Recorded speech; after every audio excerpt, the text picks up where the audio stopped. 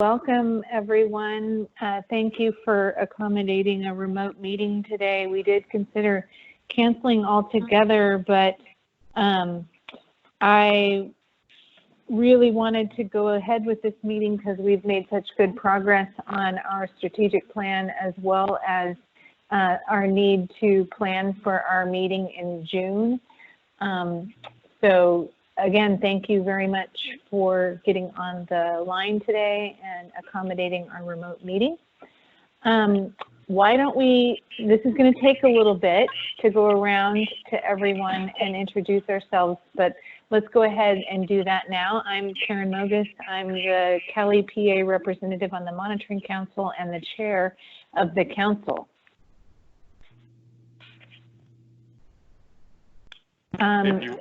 If you want, I can Nick, go through. Yeah, why don't you go through who, who I was going to go the through names. the participants that are currently in the meeting, and that would be great. If they want to chime in and say hi, they can. If not, I can see that you're there. Okay, that would be great.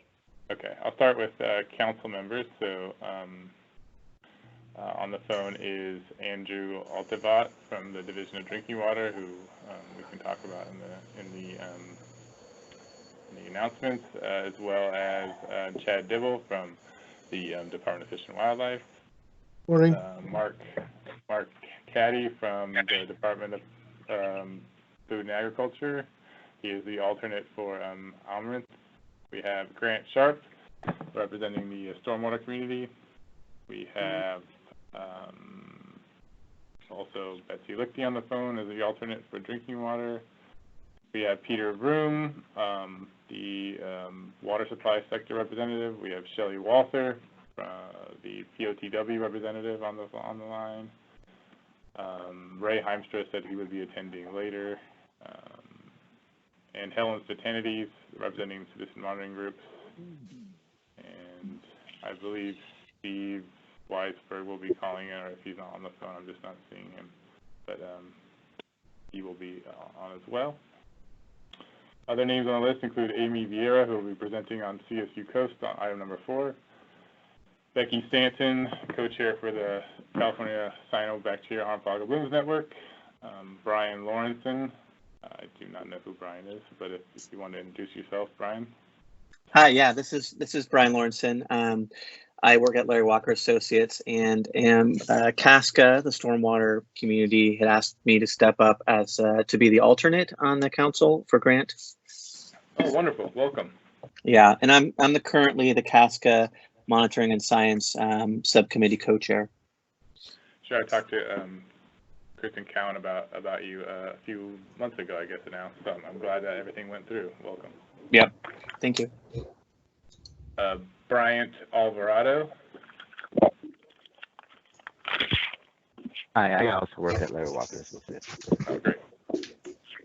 Also on the line is Eric Burrs. He is one of the co-facilitators for the Safe to Swim Network, as well as the Collaboration Network, and leads the Clean Water team for Swamp.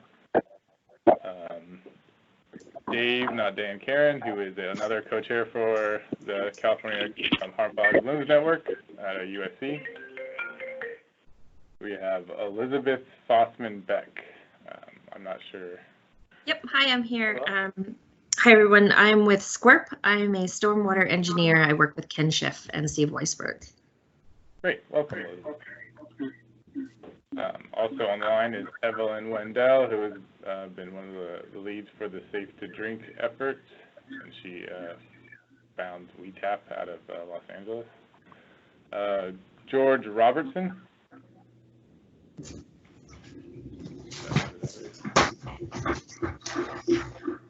All right, well, you no sooner than Paul. Absolutely no sooner than Paul, probably. But okay, thanks for doing it. Okay, I'll get some feedback from George. Also on the line is Holly Wire from the Ocean Protection Council. Kim Buss.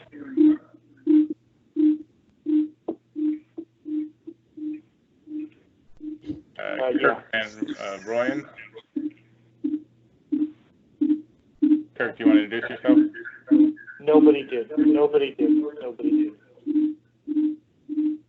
Somebody's got some feedback on the line. That's, can you please mute your phone unless asked to speak?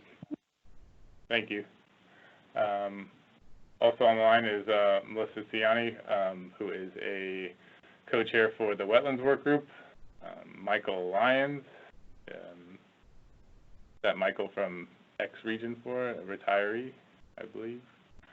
And I think that has got everybody on my list. So quite a turnout. Thanks for joining. Yeah, thank you. So let's see here. Starting off with the introductions and housekeeping. We just got through the introductions. Nick, do you want to go over action items from the November 29th meeting? Sure, the action items from the December 5th meeting of 2019.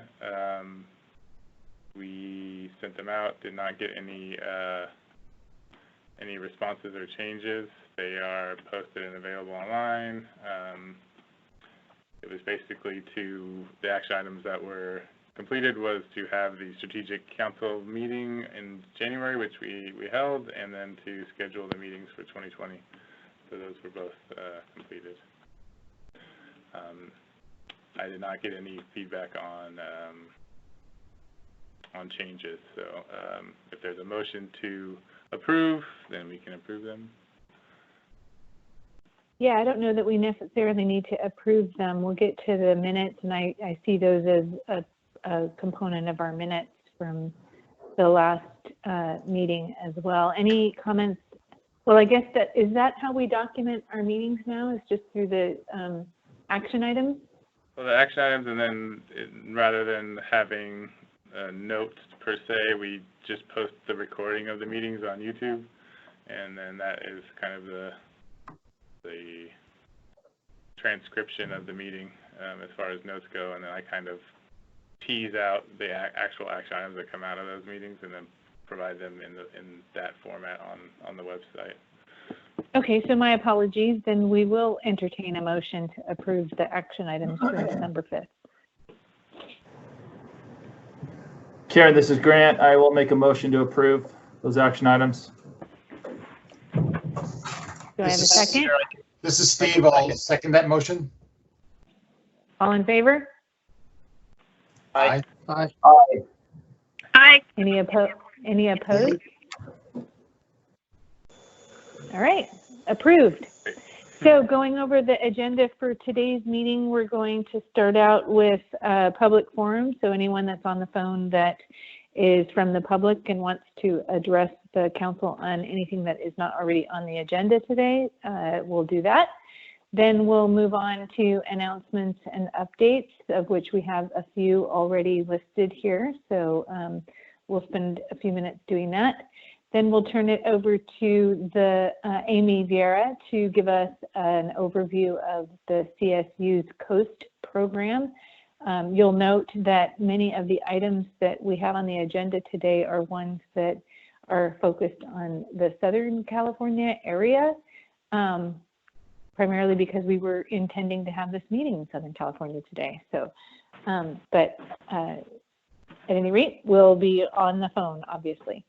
Then item 5 will be an update from the Southern California Stormwater Monitoring Coalition on their research priorities for 2021 and beyond. Depending on how things go, we may take a lunch break at noon, although I would suggest that maybe we don't take a full hour's lunch break since we're all on the phone and probably most of us are working from home, so can walk across or down the hallway to grab lunch and then get back on the phone. So we'll adjust that time slot as necessary when we get there, if all are amenable to that. And then we'll round out the afternoon with an update on our strategic planning and finally crafting the agenda for our meeting in June, which will accompany the data symposium that our office, the Water Board's Office of Information Management and Analysis, has been hosting along with their SWAMP program for the last several years. So any adjustments to the agenda or any comments on my suggestion for shortening the lunch at this point? All right, hearing no comments, we'll move on. Is there anyone from the public that would like to speak to the council on anything that's not already on the agenda?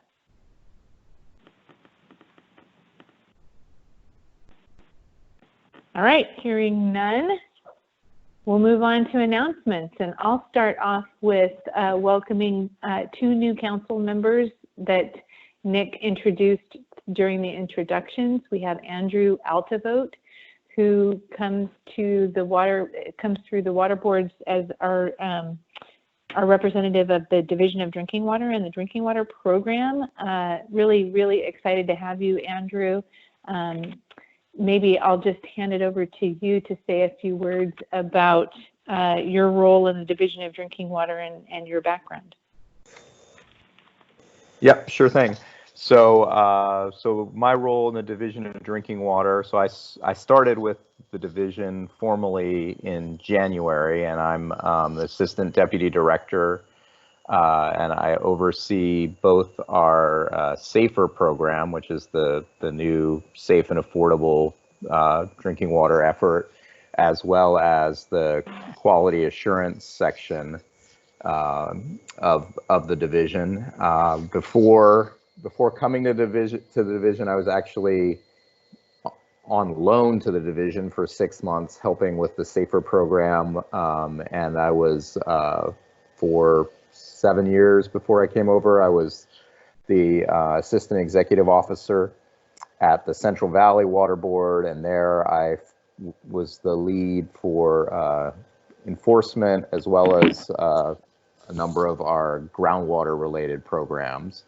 So I'm happy to be here. I'm happy to be with the division, and I'm happy to be joining the council. I'm really excited about it. Great, thank you, Andrew. And then we also have Chad Dibble, who is the representative from the Resources Agency, comes to us from the Department of Fish and Wildlife. Is that right? Are you guys? Yeah.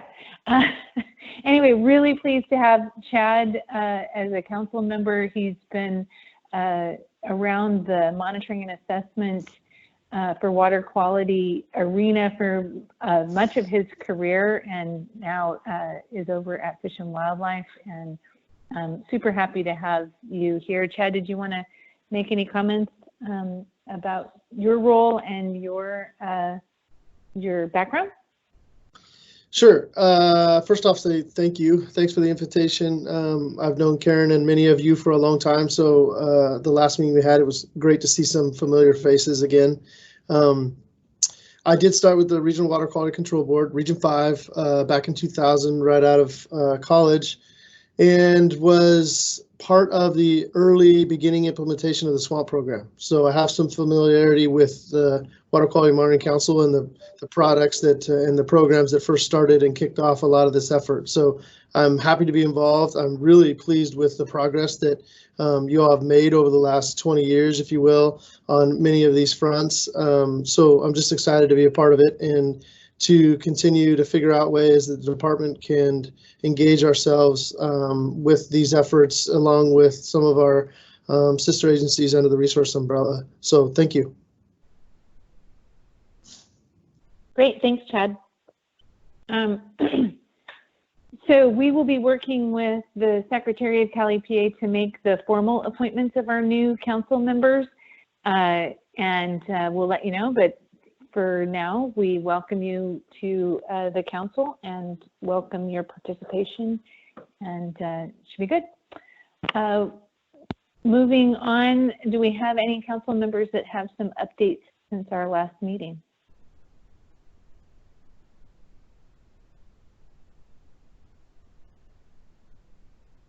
All right, hearing none. Nick, do you have some updates?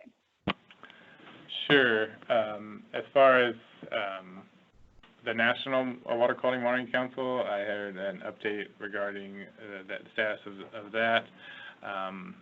they have been discussing with their legal teams and have decided or have come to the conclusion that they are not a federal advisory committee per se,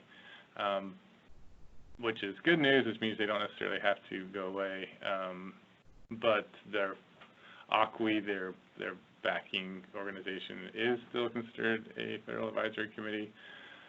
So until that changes, the council can still continue to exist and operate, but they're still struggling to figure out the funding pieces of it from the Department of Interior side of things. So we're still kind of in a holding pattern as far as that group is concerned.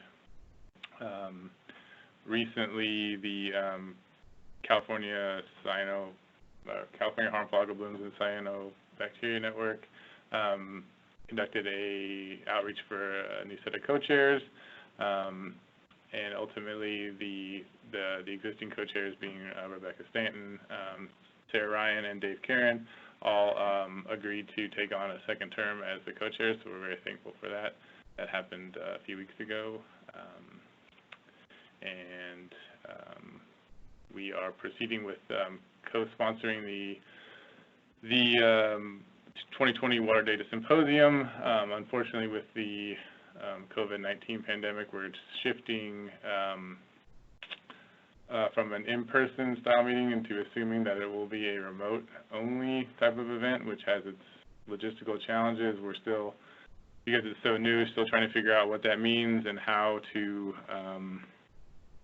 approach that. We did receive a really great amount of abstracts that somewhere in the range of close to 60, and we went through a scoring process, and we have what we think would be a really great program and agenda over the course of 2 days, but we're trying to still figure out how to not only work the actual symposium piece, which would be out of Byron Share, but also we had planned several concurrent events leading to happen, including some data focused events as well as some community focused events.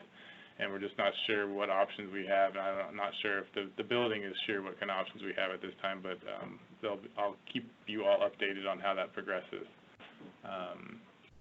We held another trash event in February here at the Cal EPA building to kind of focus in on several topics related to trash monitoring, including how to best integrate the data, as well as how to tell the story with data, and just general data munging related around trash. That went really well and was well attended back in February. And that's all I have at this time. Any questions?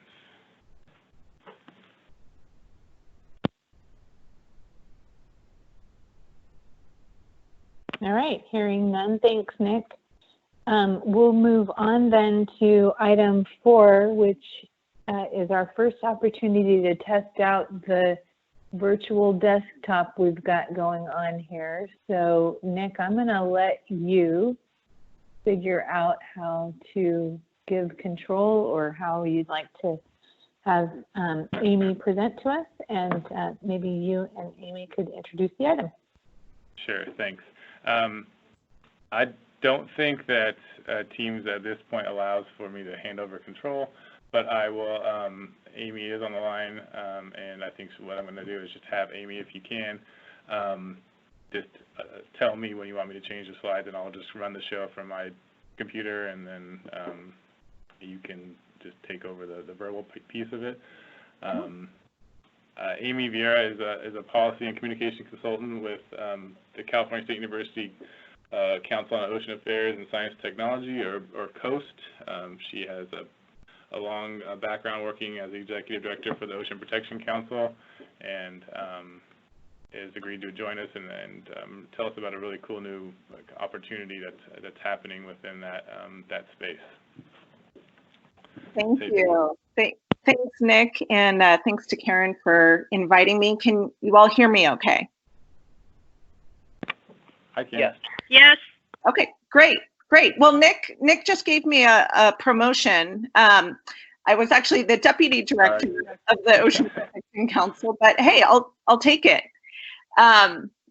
So yeah, thank you guys for inviting me to present today. I just recently met Nick through a couple of different contacts at the State Water Board, and I'm so pleased to be able to tell you guys about our program. So I suspect Nick is bringing up my slides right now, but I will just forge ahead. So people not seeing it? Sorry, I'm trying to figure this out. So first of all, I just wanted to let you know who COAST is. So as Nick said, the acronym COAST stands for the Council on Ocean Affairs, Science, and Technology. And we are the umbrella organization for ocean, coastal, and coastal watershed activities within the California State University system. And we promote research and education to advance our knowledge of marine and coastal resources and the processes that affect them. We have over 500 faculty members from all 23 campuses in the CSU system. And for the first 12 years of the organization's existence, we have primarily been an internal granting organization. So providing grants to faculty, graduate students, and undergraduate students. In particular, we've have a long history of giving seed money to faculty so that they can buy out some of their teaching time and then apply for larger grants from, say, the National Science Foundation. And we have a really great return on investment of something like 9 to 1 for those grant programs. We more recently have a student internship program where students are placed in internships, mainly with government agencies for the summer. And for those who might know us before, you might kind of think of us as an organization that has a lot of natural scientists. That is how COAST started about 12 years ago, but we have grown our membership in terms of social scientists, and we really actively outreach to that community so that they're involved in COAST. So yeah, we can move to the next slide, please. So next slide is just a reminder, because there's 23 campuses. I can never remember where all of them are. Just kind of the geographic reach of COAST and the CSU system. This is something that we try to take advantage of, that we have such a latitudinal breadth of folks doing research along the coast. Next slide, please. So what I really wanted to talk with you today is about this new research funding program. It's called the State Science Information Needs Program, or SSINP. And it originated from a one-time $3 million appropriation in the FY 1920 state budget. And both the Senate letter and the Assembly budget letter requesting these funds use these words that I put on the slide, that the purpose of the money was for meaningful support for research confronting California's most critical ocean concerns and solutions. So let me tell you, next slide, please. Let me tell you a little bit just about the basics of the program. If you can go back to slide 5, thank you. So we've specifically designed this program to be relatively short-term projects, 30-month projects, to get the results to state agencies relatively quickly. We want to fund projects in their entirety. So each project is going to be something in the range of $200,000 to $400,000. Only CSU scientists are allowed to be the co-PI, but non-CSU scientists can be a co-PI with the stipulation that 80% of the total award must stay within the CSU. And if you can go forward. So when we, initially heard about the appropriation, we were, putting together some basic documents, and we wanted to identify or create an initial identification of state priorities. And so those are the ones that you see on the slide here. And I really want to stress the fact that these are initial. Having worked at the Natural Resources Agency for 10 years and including being part of the Ocean Protection Council, I felt like I had a pretty good sense of what were kind of the highest priority needs for the state.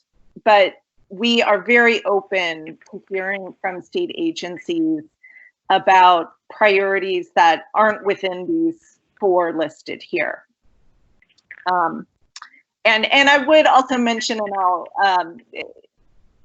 despite the fact that I worked at the Natural Resources Agency for 10 years, and I often engaged with the State Water Board on various topics, I would say my knowledge of issues within kind of the purview of the Natural Resources Agency is much better than those within Cal EPA. So if you can bear that in mind and,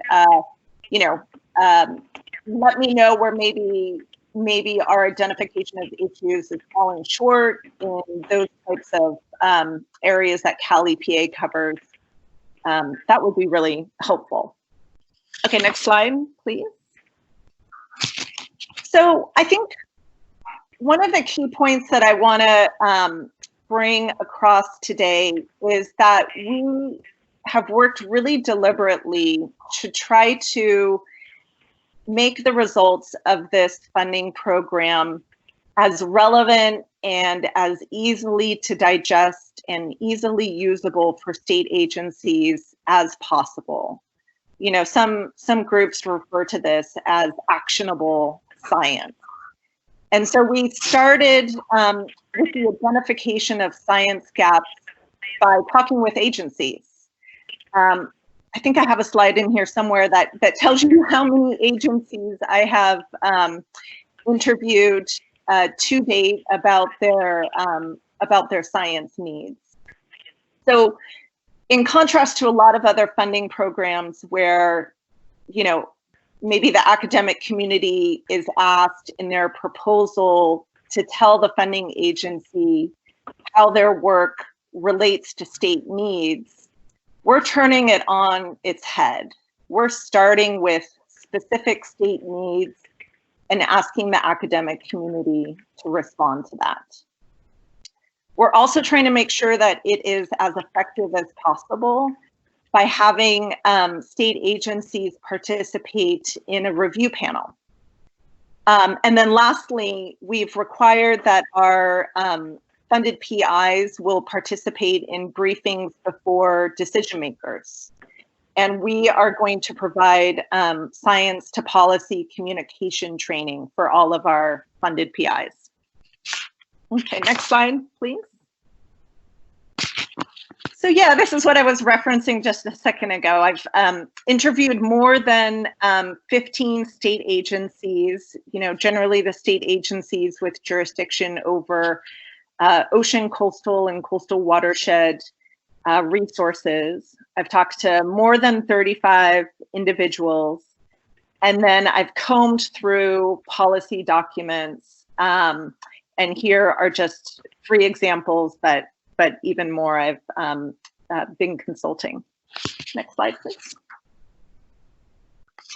So our intent is that we are going to disperse the money from this program through RFPs that are focused on, each RFP focused on 1 to 2 particular topics.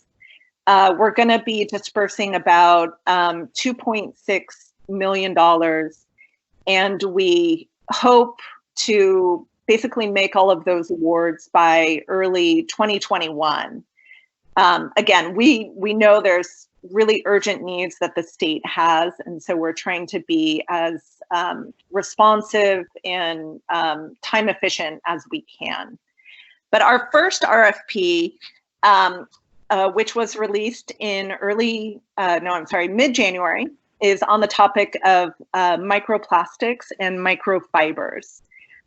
We're intending to fund up to $800,000 worth of projects just in that topic area. And the RFP has, I believe, 6 questions, and they fall into these 3 broad categories that are on the slide here. Quantification and mitigation of microplastics, microfiber sources, ecotoxicology, and the economics of source control. Proposals are due in early April. We had to postpone the deadline for a little bit due to coronavirus, and we anticipate the awards will be announced in July. We also, in addition to having these 6 questions in these 3 areas, we also have kind of a catch-all question whereby if a researcher really feels that there is a need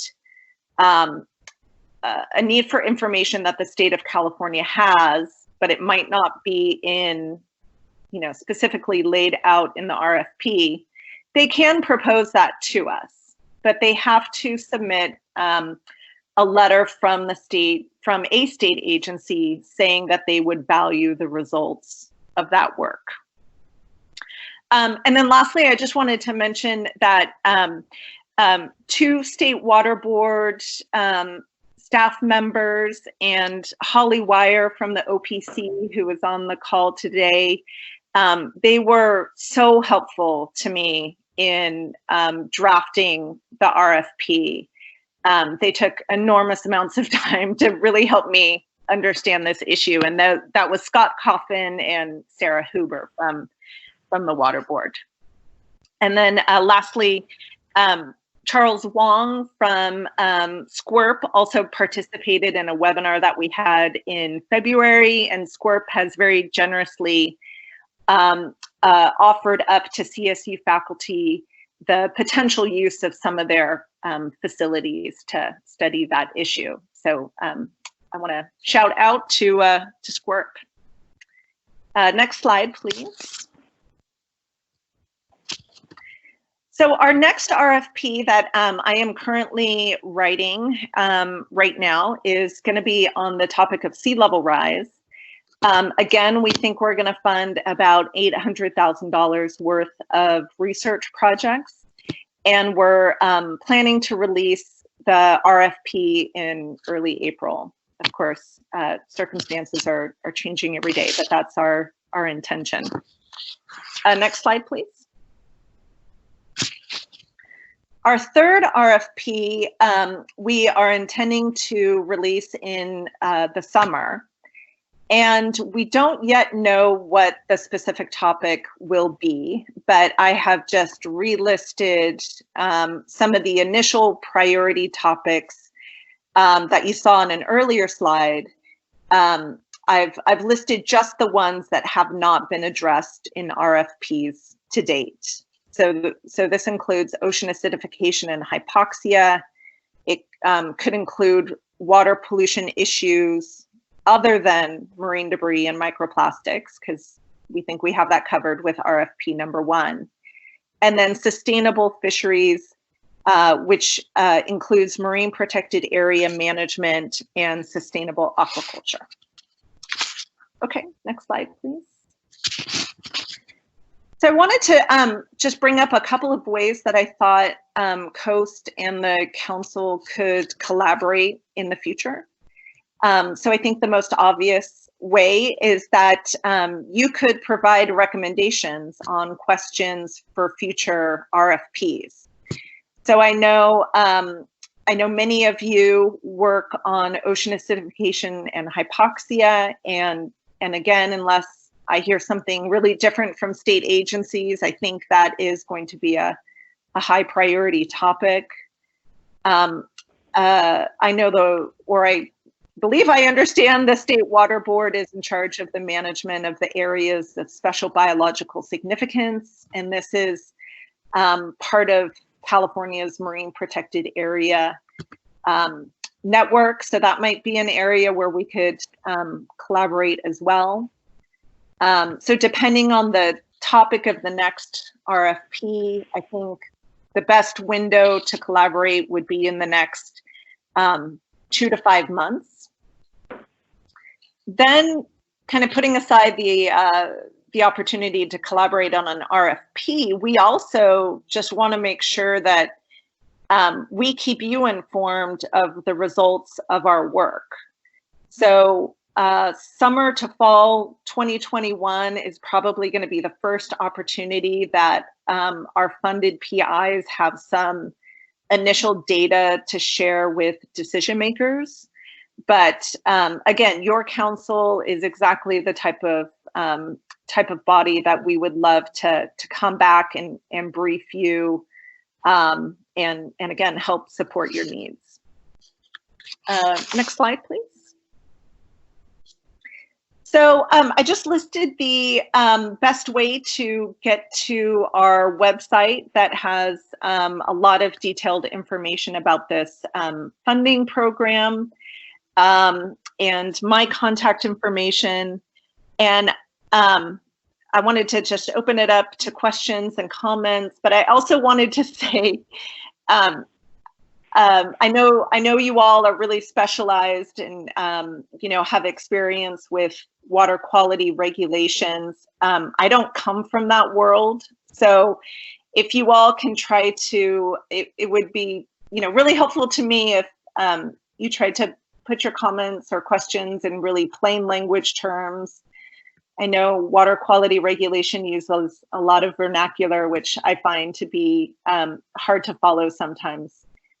So with that, I would love to take any questions or comments or suggestions about how to make our program more useful to you.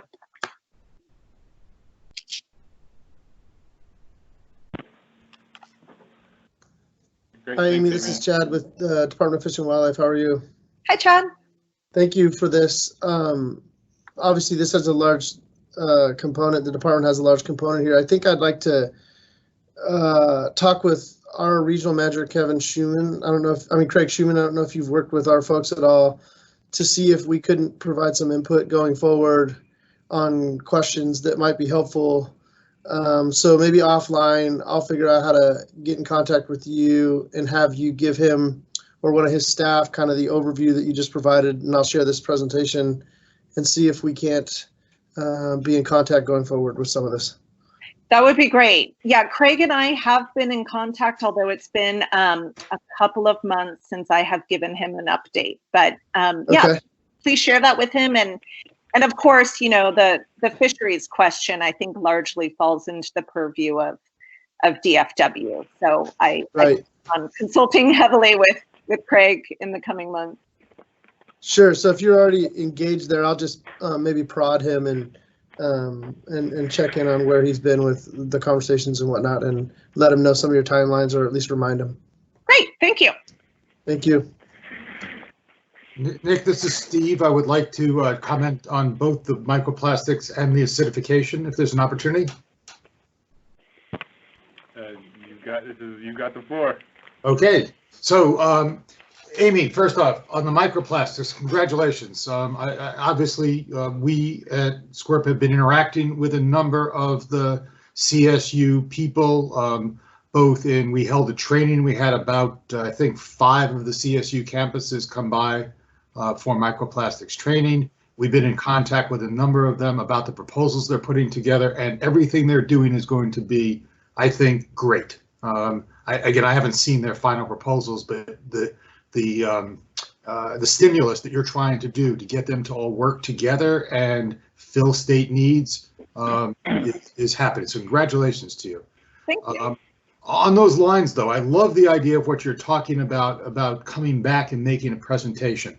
So I think this is one that I want to talk to you, but I really also want to talk to the other council members about where we're going with microplastics, because there are 2 or 3 things that are in play right now that the council hasn't been as active on, although members of the council have been very active on. The first is the State Water Board, through its drinking water program, is going to be developing standardized methods and developing some thresholds around which those methods might be used. In other words, how good do you need to be is in part dependent upon, are you trying to get down to a very low number or a higher number? Some of the things that your folks, Amy, are likely to do, I think, will help with making those decisions about standardization. Similarly, the Ocean Protection Council, and Holly's on the phone so she can talk more, is working towards a microplastics ocean management strategy, of which standardizing methods and, of course, some of the other things on exposure that your folks are going to do are very likely to be very relevant. So I guess, Nick, what I'm thinking is, I think what I'd like to see us do is use one of our late in the year meetings or early next year meetings to really focus on microplastics and invite Amy to be a big part of that, or not Amy, well, I love Amy individually, but the people that she would bring with her as well, to be a big part of that. And I think there's also some things we probably want to do. I know that Holly and Scott Coffin talk frequently. We'll maybe have to talk with them about, how they want to use the council to move past even their individual agencies, because those are not the only two that are having microplastics. But I'm thinking, Nick, that I think it would be wonderful to focus a meeting, and I'm thinking a late in the year or early next year meeting, and invite Amy's group to participate in that. I think it's a great idea. Thanks, Steve. So along those lines, I'll be holding a workshop, maybe as a little heads up to people, I'll be holding a workshop where we're bringing in people to talk about microplastics thresholds. In other words, how much is too much, and that will be in October. So we'll have an outcome from that workshop. That would be another thing that we could talk about at that meeting. Yeah, I think it's a great idea, and based on our current schedule, we're supposed to be back down in your neck of the woods in early December, so that could be a good time, good opportunity to have kind of a microplastics focused council meeting. That would work, although there's nothing Southern California specific about it. So, but December would be a perfect time. On the acidification, Amy, I think the timing on that is perfect, because obviously you've seen what a focal point that is in the Ocean Protection Council's strategic planning document.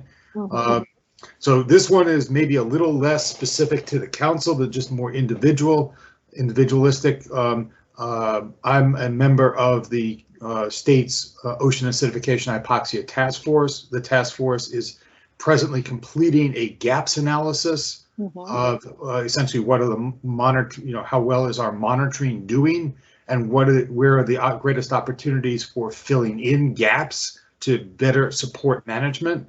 That report will come out probably at the June OPC meeting, but there are drafts, there is a draft that's still being developed that will be ready sooner than that. If you're going to put together a RFP, I'd love to coordinate with you, or even have some other people from the OPC who we are producing this report for coordinate with you to help maybe fill in some of those gaps. And of course, the OPC always loves leveraging opportunities. There might even be some help that they could give you in those kind of directions. If you decide to hold a meeting on that with your folks, I'll also be glad to arrange for somebody from the task force to give a briefing to your larger, your RFP, if it's released, to that group about what the gaps analysis showed. That would be wonderful. Thank you so much. And Nick, while this is, we at the task force haven't done a lot with acidification. I'd be glad to volunteer at a future meeting, at our next meeting, to give a verbal report on that gaps analysis. Great, thanks, Steve.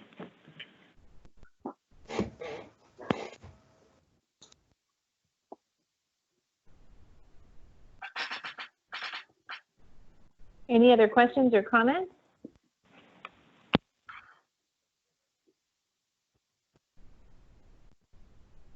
All right, hearing none, I want to thank Amy, very much for your presentation. And Nick, the desktop viewing went really well, and our audio is so far working pretty well. So we'll be grateful for that today. Any wrap up that you'd like to do on this item before we move on, Nick? I'd just like to thank Amy for the time. We had met in person a few days ago, and I think this is a really great opportunity for the council to provide input and to kind of build upon that space where we haven't been the best at incorporating coastal monitoring into our efforts, and this could be another foothold into that arena, as well as just better engaging with the academic community, which I think is a sector that, you know, we have a good representative on the scientific community through Steve and Squirp, but to capture what's happening at the universities, both at the state level and at the UC level, I think would be really valuable to achieving what we're trying to do as a council. So thanks again, Amy. Thank you. I look forward to working with you more. Yeah, me too. Great. Yeah, likewise. Thanks. So then we'll move on to item 5. And I just want to tee this up because we have partners and a representative on the council from the Southern California the Stormwater Monitoring Coalition. I emphasize the word monitoring because they do a lot of that and sort of are a regional effort to coordinate monitoring for stormwater specifically in Southern California, and so are a good sort of sub-model for what we're trying to do statewide as a council. And they recently pulled together their upcoming priorities for research and monitoring moving forward, and thought that it would be a good time for us to hear from them. So with that, I'll hand it over to Nick or Grant, whichever one, to. Yeah, thanks, Karen. I'm trying to figure out the whole slide thing. Is it showing the slides this time? Because I thought before I had it and I didn't. So. Yeah, I can see them. You can see them, Nick. Okay, great. And so Grant Sharp from the Orange County Public Works is going to, and he's also the chair of the Southern California Stormwater Monitoring Coalition, will be giving this presentation. And thanks, Grant. I sit on the SMC steering committee and helps with this process, and I thought it was a really good opportunity to kind of brief the council in general, and then maybe an opportunity to provide feedback on kind of where the subcommittee is headed in both in the next fiscal year, but also within the 5 years moving forward. So with that, take it away, Grant. Thanks. Yeah, thanks very much, Nick and Karen. Definitely appreciate the opportunity to talk to this group about the Stormwater Monitoring Coalition. Good morning, everyone, and hope everyone is doing well. This is really quite timely, as we just met as a steering committee on Monday of this week, and in fact gave final approval to our new 5-year research agenda. So this is perfect timing. And next slide, please, Nick. So first off, I would like to thank Ken Schiff of Squirt for putting these slides together. As you can see in the title here, the SMC is really about supporting stormwater management in the Southern California region.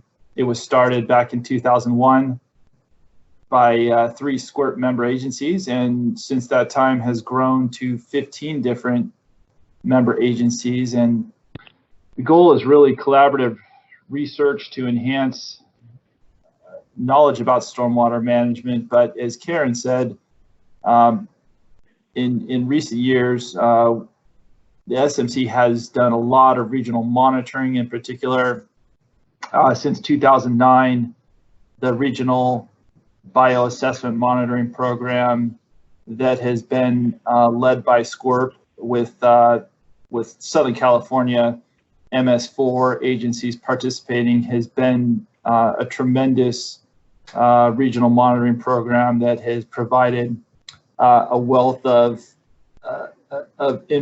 data and information that has really been helpful in terms of making informed decisions about managing stormwater runoff. And really to me, that's the great thing about the SMC. In my experience, having been a participant and a direct benefactor of some of the great tools that are coming out of the SMC, it really helps make our jobs in terms of managing stormwater runoff much easier when you have great products coming out of a group like this.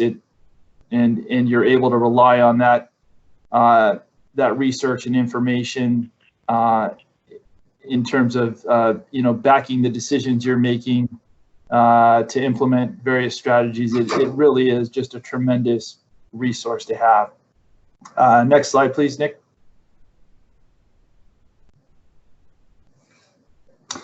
So here's a roster of the current SMC members.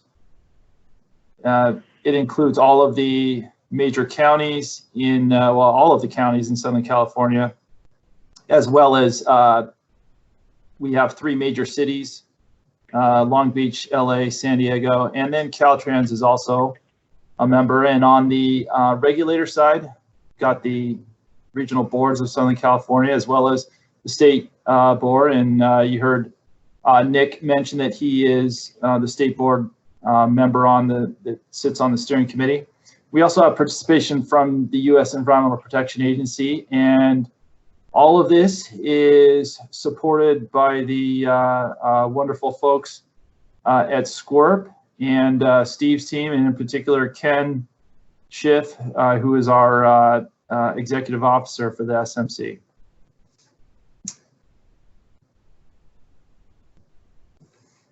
So the SMC has a really unique structure. Every 5 years, we renew a master agreement that formalizes the membership of the coalition and allows for a fairly simplified process of project contracting, which is done through SCORP.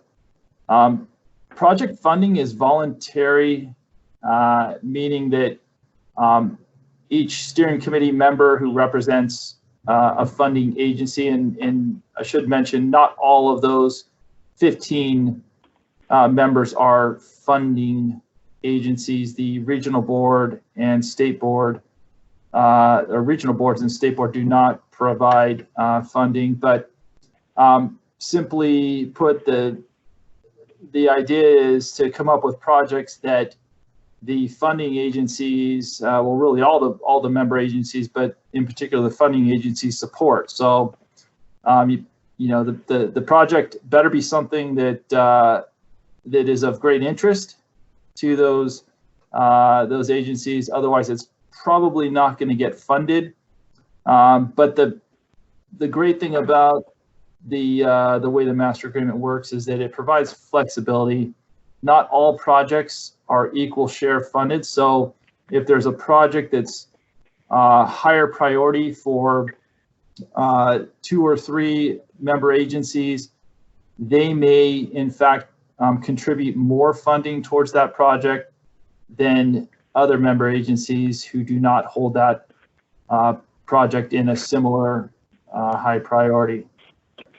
And again, going back to the master agreement and the member agencies, the great thing about this is we're really leveraging what is not a major monetary contribution when you look at it from each individual agency, but you multiply it by 10, and it really leverages that money across the region and provides us just a tremendous return on investment. Next slide, Nick.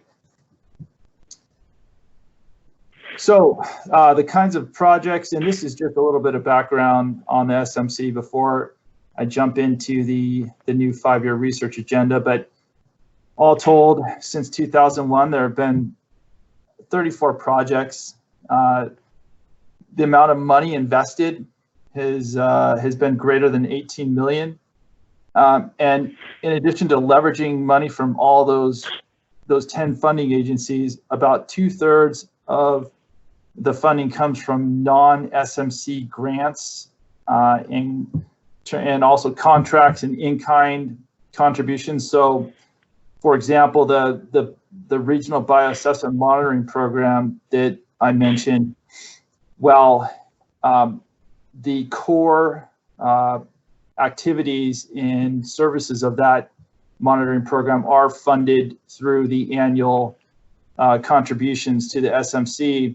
Each MS4 program agency is also contributing in-kind support through their own monitoring field staff, as well as their consultants and contractors that they use. And so it's really just to me, it's a great model for how an effective regional monitoring program can be implemented.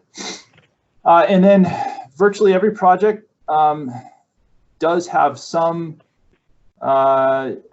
effect on management outcomes. We'd like to think that the SMC, for the most part, will not take on a project unless it's going to result in a management outcome. And so that's kind of the general idea. And next slide, please, Nick. Here's a snapshot of some of those projects that have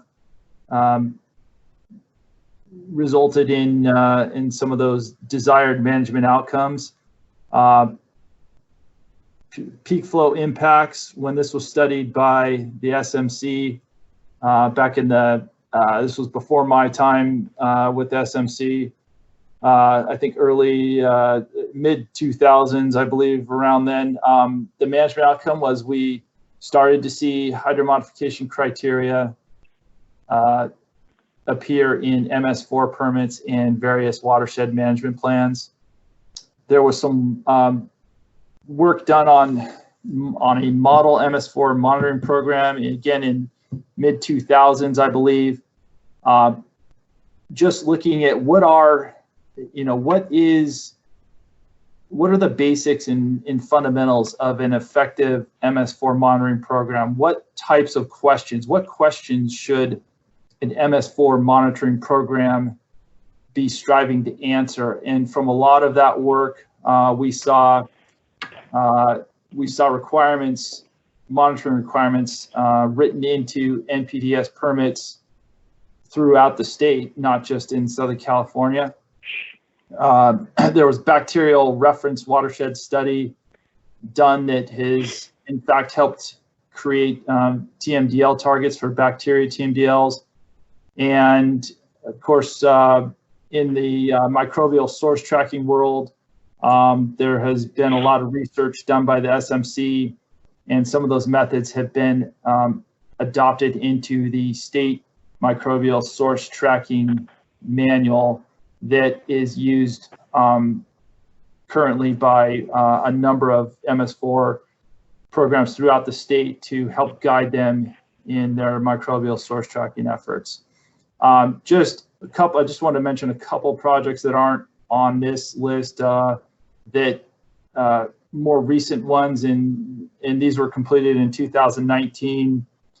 And one of which is the Stream Quality Index, which we had a presentation on that, I believe, last year for the council, the monitoring council, which is a great tool for interpreting and analyzing data coming out of the regional bioassessment monitoring program. And then a related project that was completed also in 2019 is a web-based data portal where all that data being collected through the regional bioassessment monitoring program is now being housed, and it allows integration with other databases, and the ability to then extract that data and turn it into useful information, a la the Stream Quality Index, which works in an integrated fashion with that data portal. Next slide, please, Nick. So every 5 years, when the master agreement underpinning the SMC is renewed, we also take on the task of developing a new 5-year research agenda, which really provides the roadmap for the next 5 years of SMC projects. And so there have been, I believe with this most recent one, there have been now a total of 4 research agendas done. And historically, the way the research agendas have been developed is by convening a panel of outside experts representing multiple disciplines. And most of them are most of them, aside from being experts in their fields, are also recognized not just within the state, but throughout the nation as being experts in those fields. And this year's research agenda panel was no exception. And next slide, please, Nick. So for the research agenda for 2021 through 2020 through 2025, we convened a expert panel that met November 20th through the 22nd. So 3 full days in the comfortable confines of SCORP. And this particular group, according to Ken, this was obviously not Ken's first experience with an expert panel, but in Ken's words, this was the finest group of experts that he's ever assembled for the SMC. So we had as you can see, just going through this roster, these are folks from around the country. So we had monitoring specialist Karen Ashby with Larry Walker and Associates. We had David Sen of SFEI as our water quality chemistry expert. Greg Gearhart, which I'm sure most of you are familiar with Greg, was our information specialist expert. Drew Kleiss, representing the regulated stormwater community. Drew's with City of San Diego. I apologize if I butcher any of these names here. I'll give it my best shot. I believe it's Shelley Lucci with Heal the Bay. She was our environmental advocacy group representative. Alan Davis out of the University of Maryland was our civil and environmental engineering expert. Terry Hogue with Colorado School of Mines was our modeling expert. Jody Harwood, University of South Florida, microbiology public health expert. And last but not least, Pete Odie, California Department of Fish and Wildlife, was our ecology and biology expert. So quite a roster of experts in really all the various fields that make up what's important to putting together a good research agenda for the SMC. Next slide, please, Nick.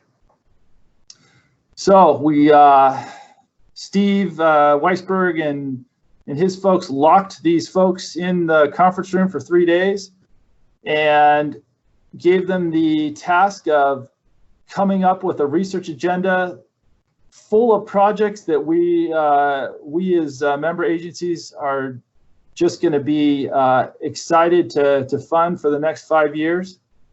So they started with 64 different project concepts. Out of that, they were able to finally narrow it down, whittle it down to 26 project concepts. And I'm sure with a lot of arm twisting by Ken, That resulted in those 26 projects being grouped into 6 thematic areas. And out of that, the SMC Steering Committee has prioritized 6 projects for selection for fiscal year 2020-21.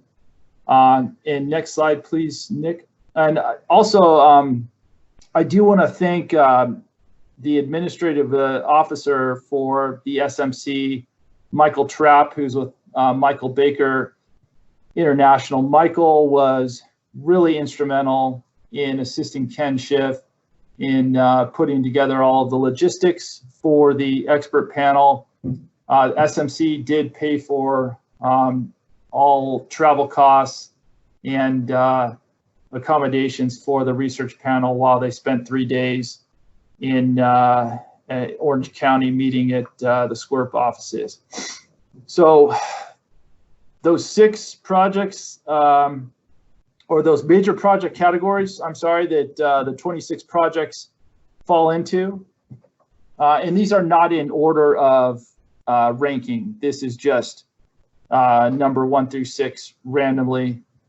Microbiology, human health risk, BMP monitoring, implementation and effectiveness, innovative technology and science communication, expanding the utility of biomonitoring, improving stormwater monitoring effectiveness, and last but not least, emerging challenges. Next slide, please, Nick. Okay, so the SMC Steering Committee was first presented those 6 categories of projects and 26 projects overall back on January 22nd of this year, and asked to prioritize them into a group of 5 or 6 projects that they would be interested in funding for the next fiscal year starting July 1, 2020 here. So the steering committee received obviously a draft of the research agenda and gave it some thought, and was asked to rank their top priority projects on a scale of 1 to 10. So they ranked their top 10 projects, and these are the projects that emerged, the 7 projects that emerged out of that prioritization process. Again, these are not presented in any particular order. This does not represent, one highest ranking to number 7 lowest. These are just the projects that emerged out of that prioritization process as being most important to SMC member agencies and most likely to potentially receive funding to move forward in the next fiscal year and beyond. Because remember, again, this research agenda covers a period of 5 years, so it's possible that while not all these projects would be funded in the coming fiscal year, it's possible that most of these, if not all of them, could be funded over the next 5 years. So quantifying human fecal sources in wet weather, and I'd be happy to take any questions about some of these specific projects after the last slide. I cannot go into great detail about them because, again, we have not seen detailed scopes of work for these.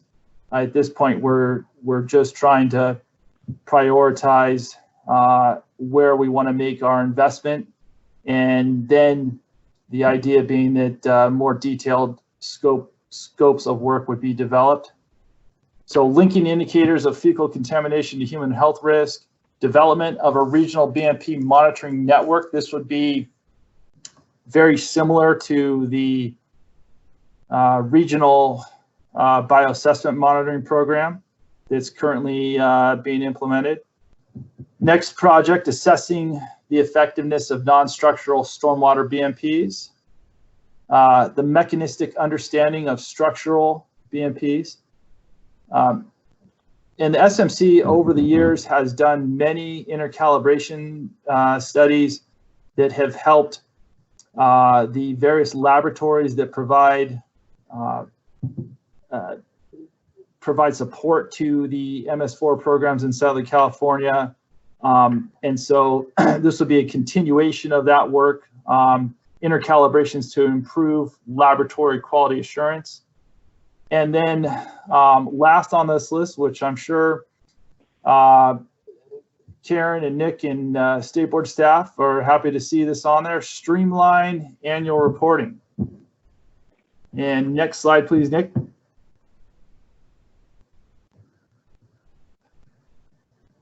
So this is my last slide here.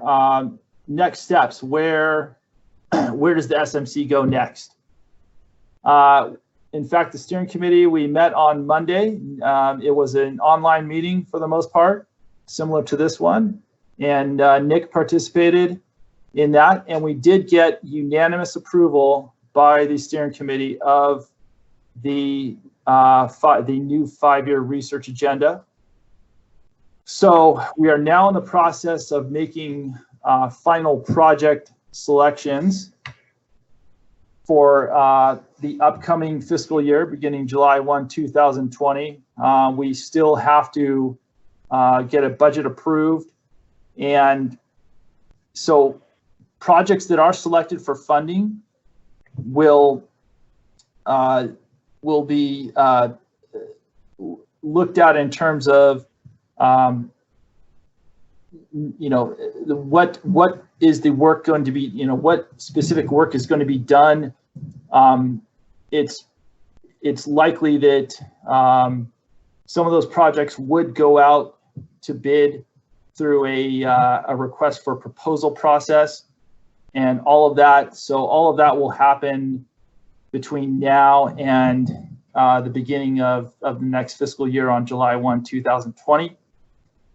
And part of the reason for this presentation to the Monitoring Council this morning is to simply share and inform everyone else what the SMC will be focusing on over the next 5 years, and identify areas for collaboration. Nick has been really helpful since he's been participating on SMC. He's really been helpful in terms of identifying areas of overlap, areas of synergy between the Monitoring Council and the Council's various work groups and work that the SMC is taking on. And so I would ask everyone on the Council, as well as those viewing this presentation and listening to the presentation, to think about ways that we can partner and collaborate, because the SMC is very much interested in further leveraging existing partnerships, creating and building new ones, and we're definitely open to opportunities to collaborate and work with the Council and others. So with that, if time allows, Nick, I'd be happy to take any questions or hear any comments that others have. Thank you very much. Thanks, Grant. And there's plenty of time. I just wanted to, I had a question. It was great that we approved the research agenda. Do you know how long that usually takes? Is that a public document eventually, or does that generally stay within the SMC? No, that's a great question. It will be a public document now that it's approved, and it will be. I did talk to Ken about this. It will be up on the website very soon. You see the link to the website there at the bottom of the slide. It is not currently there, and I apologize for that. The website is going through some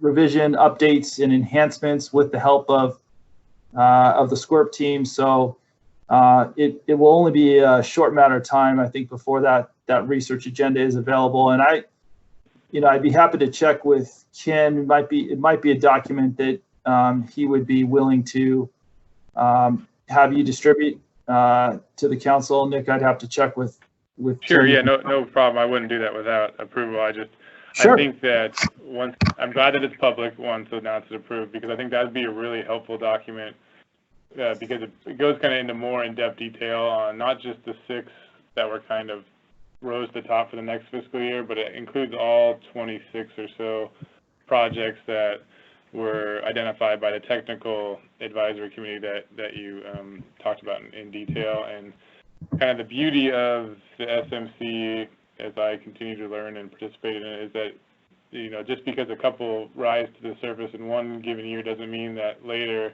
or within the 5-year time period, member agencies might say, well, this wasn't a group priority at the time a year or 2 ago, but now it is.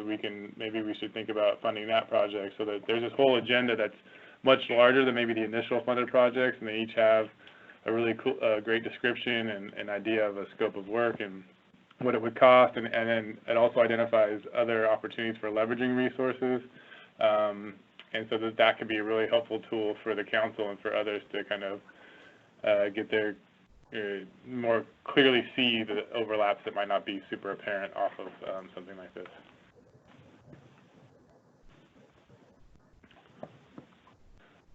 So when it goes up, I will spread the word.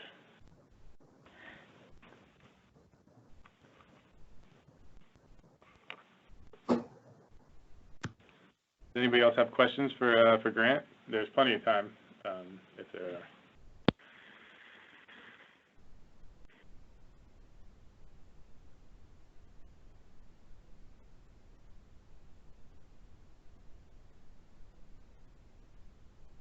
No other questions or comments?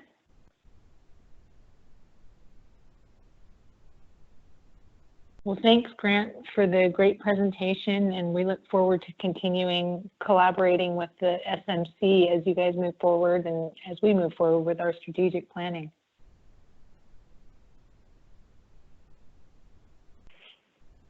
Can you guys hear me? I can. Yes. Okay, I was starting to worry if other people could hear me. So. Yeah, everyone's being quiet. They're all checking their emails. This by the way, this is Ray. Just wanted to let you know I'm here and I can hear you. Welcome, Ray. Thanks for joining.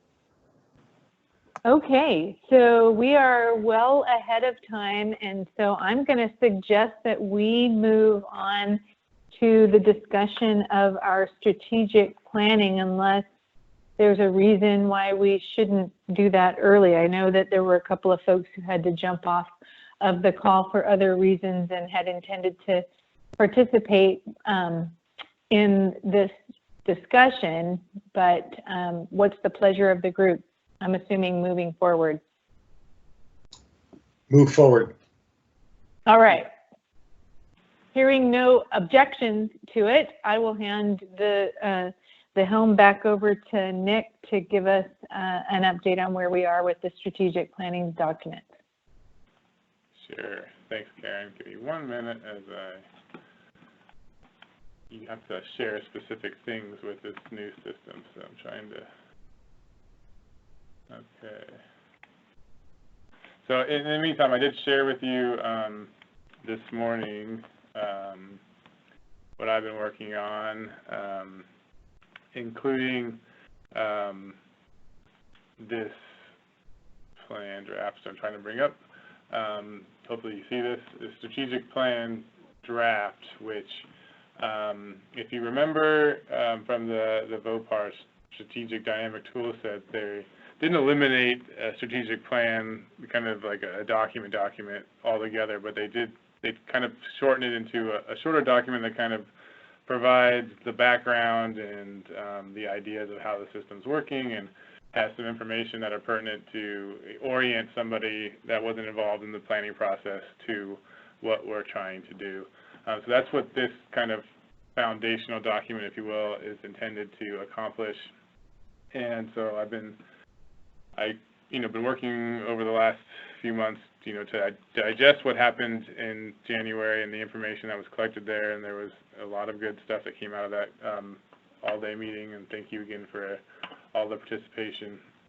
And then trying to put it into these various tool sets for you guys all to kind of provide feedback and reaction to, so that over the next few months, I can refine them, and hopefully maybe at the next meeting in July 1, that we have the opportunity to, finalize it, and kind of it's good timing. It would be, advantageous, but, hopefully that we could have something significant that we're all on the same page with and can, tout and publicize as our new strategy moving forward. So I sent this out. There was an updated version this morning. I've been working with graphic designers here in-house at the State Water Board to help with the strategic planning, strategic map and the community maps that came in just this morning, and that you'll find that on pages 5 and 6 of the document I sent out this morning. But just to kind of go through this document itself, kind of starts off with a page, and then it was an idea that had a message from the chair, being Karen, and we're working with our Office of Public Affairs gurus. Edward Ortiz is helping us kind of craft some kind of more creative and kind of fun language to kind of engage with people that aren't familiar with the council, and to be kind of uplifting. And I also came across this idea of a rallying cry, which is like, again, another element that you would add to, the normal mission vision stuff, but it's more of a short kind of blurb that's intended to galvanize people, and this could be something that you say at the beginning or end of a meeting, but it just kind of supposed to embody what we're trying to do, and then also kind of provide some sort of like team type of building, type of thing. So one thing that I'd ask for is if you had ideas on a rallying cry, add some ideas that that I come up with, and Karen has thrown out, and Ed is supposed to provide some feedback as well. But if you guys have ideas for what a good rallying cry could be, it's supposed to be, again, short and kind of fun. You can bring them up now, or send them to me, and I can try to incorporate them later. But if you have some ideas that have bubbled up, or if they bubble up during this conversation, then please share. So this is being worked on here to kind of, again, actively engage with people, and then we kind of get into more of just kind of the background of what we're trying to do. Like, what is the strategic map? It kind of outlines what we've been working on the last year or so.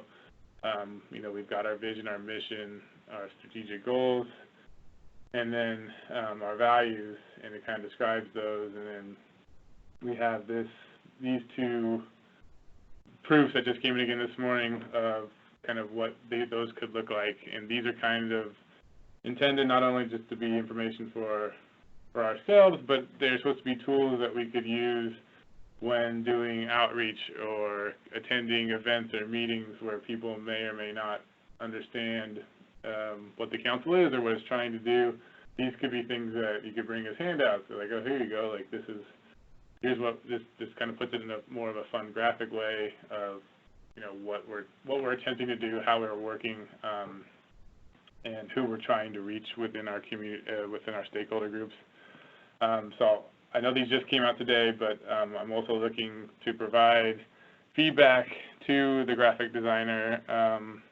I gave her some kind of input. I gave her the last kind of thing that we put together last year as kind of an example, and I provided some examples from other agencies to kind of get her creative juices flowing. But I kind of just told her, that to try to make them fun and try to make them, fit within,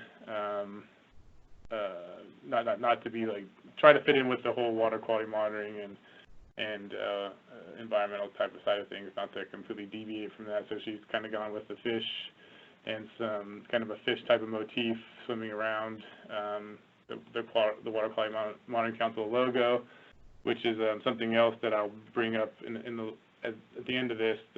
When we met with Edward Ortiz out of the Public Affairs and talking about how we might want to submit a press release or engage with people when this document was finalized and the tools were more final, he has suggested, given the fact that it's been 10 years and that the logo is maybe kind of old, that it could be an opportunity to when you're coming out with a new strategic plan, also come out with a new logo that would kind of spur interest.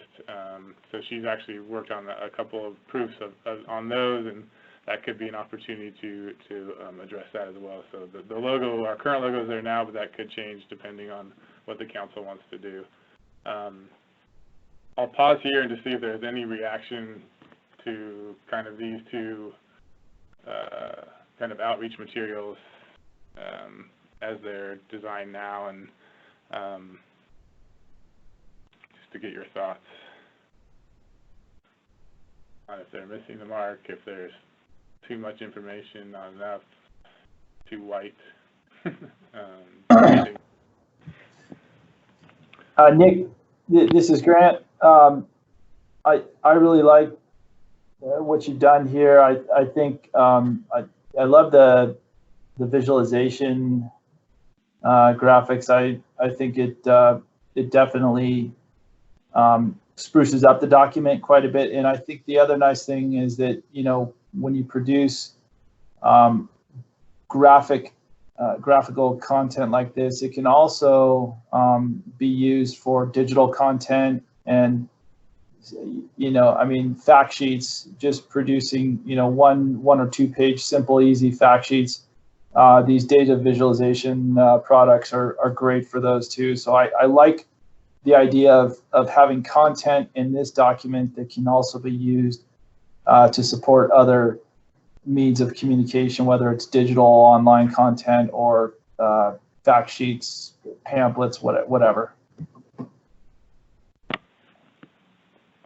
Yeah, thanks, Grant. Yeah, and that's a good point. These two documents, while they're embedded into this overall document, they would be intended to be separate and, you know, be downloadable and used and printed out and for either in-person or digital outreach as kind of standalone documents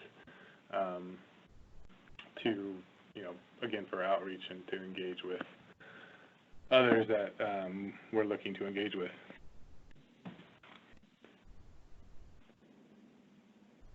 This is Peter. I think they look great too. I like the colors. I think they're eye-catching. I think I might need to think about them a little bit more to see if I have any you know, ideas for addition or anything like that, since I'm just seeing them today for the first time. But at a first high-level look, I think that they're great. Thanks, Peter. Yeah, I understand. I had been kind of poking her to get some of these proofs earlier, but I was just happy that they actually came in before the meeting. So I appreciate that you guys haven't had much time to digest them, and they would just be kind of knee-jerk reactions like, oh no, that's terrible. And that would be interesting to know. I know that when I first came back with the logo concepts, which I'll share with you, there were kind of mixed emotions, and just seeing if there was like, oh, this is completely off base, that's okay. I just want to be able to provide some constructive feedback so that we can come back with something that is more agreeable to everybody. Like, I'm looking at the strategic map, and if I'm looking at that as a outreach document, I almost want a similar title to what's on the community map to kind of orient people, because right now it's just a circle with a lot of words on it. It doesn't really tell you what it is. If you didn't have this background document, so that's probably some feedback I'm going to give to the graphic designer, but things like that. I appreciate the feedback. Hey Nick, this is Helen. Just wanted to chime in to say they look great, and yeah, I think it's a great direction. Okay, thanks, Helen. Hey Nick, this is Shelley. I like the direction it's going in. We'll provide some more substantive comments later on. Okay, thank you. Yeah, this is Ray. Same thing. This is looking really, really good. All right, well, keep plugging along, and then yeah, we'll maybe I'll set some action items for providing some feedback in the next few weeks or something regarding kind of the visuals as well as the content. If we're missing the mark. So basically, so far the document has been nothing more than a blurb from the chair to energize folks, and then a description of what the stakeholder map is kind of what's captured up here, and then the community map is then discussed a little bit more here about who our stakeholders / customers are. I'm open to any sort of feedback on language or content here. So think about that while you're looking at this document and providing feedback.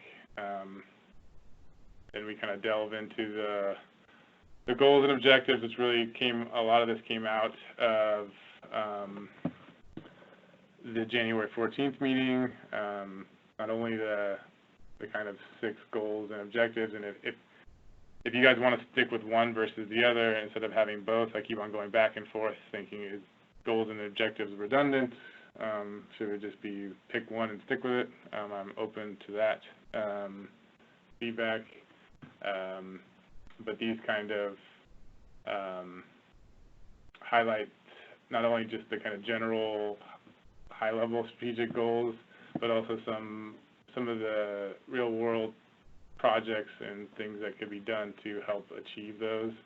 That really came out of that January 14th meeting, as well as other conversations that we've had or I've had with some of you or other stakeholders. So this is really what will build the foundation of the tools that come out of this that kind of feed this document. So the idea that this document really kind of stays static, so this doesn't change as often. It would be, okay, we've done a lot of work here to get to this point, but the tools that underlie this kind of short document would be more dynamic and fluid in nature. They would that would be the service portfolio, and then the project portfolios, which really outline in more detail, measurable detail, like what are we doing and how do we measure if we're doing that productively or successfully. So this is an important section here, the goals and objectives. So if you hadn't had a chance to already go through this, please do, because this really kind of builds the following tools. So I don't know if anybody had a chance to look at this over the last few weeks and has any feedback or comments on it. If so, then I'd be happy to take them now. But if this is new, this whole document's new to everybody, then I'll just keep going through it, and then maybe just set an action item for people to give me feedback in the next, by the end of the month or something. Hey, Nick, this is Shelley. When we're ready, I have some comments on specific items on this document. Great, let's hear them. Item 2D, we haven't really heard that aspect, and it's far beyond, it's not really the council's prerogative. There's a lot of prerogatives for the council on the plan, and that's what the council should be tending to, and yeah, especially the permit requirements. The permit requirements, I think what that's intending would be when a permit is requiring specific monitoring to be done, that the council could act as a resource for making sure that the permit requirements are detailed enough to make sure that the data that's being requested or required is sufficient to achieve the underlying goals of that monitoring. So that's what that's intended to mean. I don't know if any other members have feelings about this particularly. Yeah, I think it could be more clearly stated, because it's not just for regulators and the regulated community. I think we would be a resource for designing monitoring programs of all kinds, including those that would be incorporated into monitoring and reporting programs for permit purposes. Sorry, this is Karen. No, I got you. Okay, to just be less specific. I think so. Okay. And be more specific in terms of what you said, that we would be a resource, like a technical resource, in terms of, you have a question, how do you design a monitoring program to answer that question?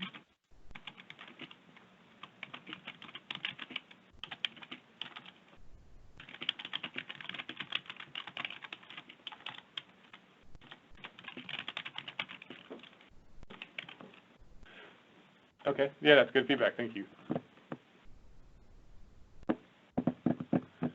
Any others on this particular page from Shelley or others or other members or anyone?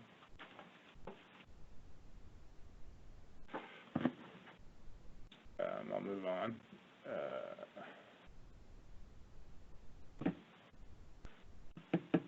Here are the other two.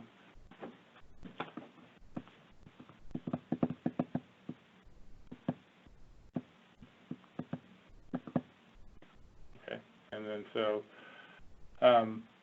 think about those, and again, that's the exact type of feedback I'm looking for. So that was great. Thank you. Another kind of visual here is kind of how the council fits in and how we all work together. We had a kind of a discussion of like, okay, how do the council and work groups interact, and then to build upon that even further is how does the council interact with the agency, and then how does the agency, how do we all fit together? So this was an attempt to do that. We could take or leave this. This is just an attempt on my part. So again, any feedback here? It was just an attempt to kind of more visually show the relationships between the council members and this kind of upper level group versus the work group versus the agency secretaries versus the California state legislature.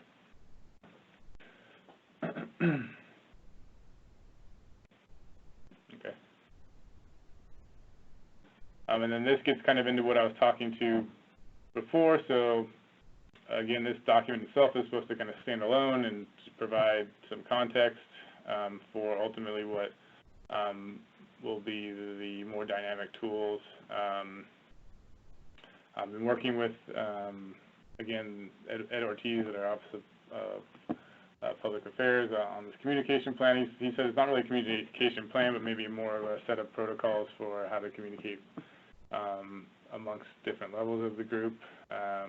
So we're working on that. I have been working on a service portfolio, which I can bring up, but the idea is basically that, kind of what's described here is that these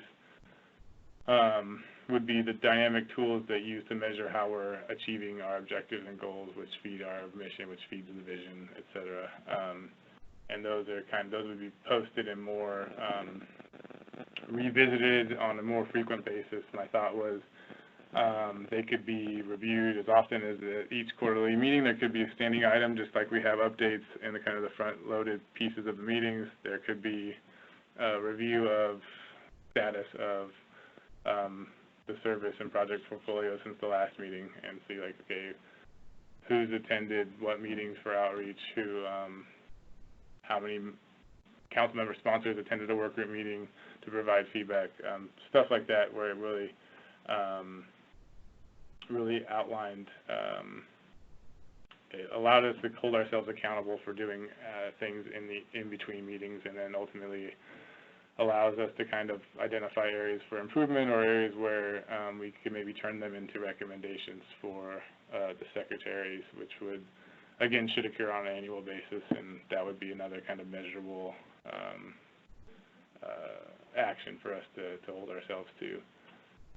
Some of these, like the asset inventory, I don't know if that's worth it, since there really is no budget. There's just really me, but we could maybe use that as if we start identifying different grant opportunities or other funding opportunities for the work groups that could be leveraged. That could be a place for that. There was a pretty big effort undertaken by some of our outside entities to try to get funding for the council, but then the COVID-19 pandemic kind of hit, and that's the major priority there. But I know that there was Evelyn Wendell and some others worked pretty hard to put together a letter and a glossy to try to get some sort of funding or budget associated with the council that could potentially go there. It could be also just an inventory of the active work groups. That's another kind of idea that could be utilized for. And then just acknowledgements. So that's kind of how the document is intended to be used. So if there's any general feedback, I'd love to hear it. Otherwise, I can kind of move on to the other pieces. What's your thoughts? Nick, can I make a suggestion? It sounds like folks have not yet had a chance to absorb the document, maybe most on the council. And I'm wondering if, I definitely want you to go through the other pieces for the group to just see how it all fits together. And then let's give ourselves all a deadline for providing feedback via written comments and maybe written edits on the document. And then my suggestion would be that we reconvene our subcommittee and Sure. go over the comments and in an attempt to get this in as final form as possible prior, and hopefully in final form, or maybe we do a vote to finalize it at the June meeting when we all convene, something like that. But I'd like to have a goal of getting this done and a plan for getting the input we need to get it done. Those of you on the subcommittee, are you willing to reconvene to take the helm and get it finalized? Absolutely. This is Shelley. Yep. Yeah, that sounds like a great idea, Karen. This is Grant. Okay, great. So we'll let Nick finish walking us through, and then give ourselves a deadline for everyone to provide input, and then the subcommittee will work on getting a meeting scheduled to convene and talk through getting it finalized. Go ahead, Nick. Okay, thanks, Karen. Let's see if I can stop that one.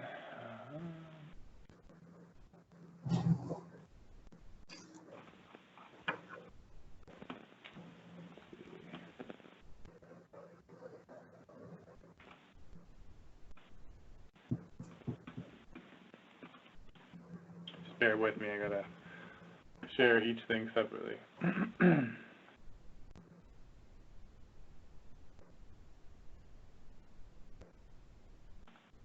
Okay.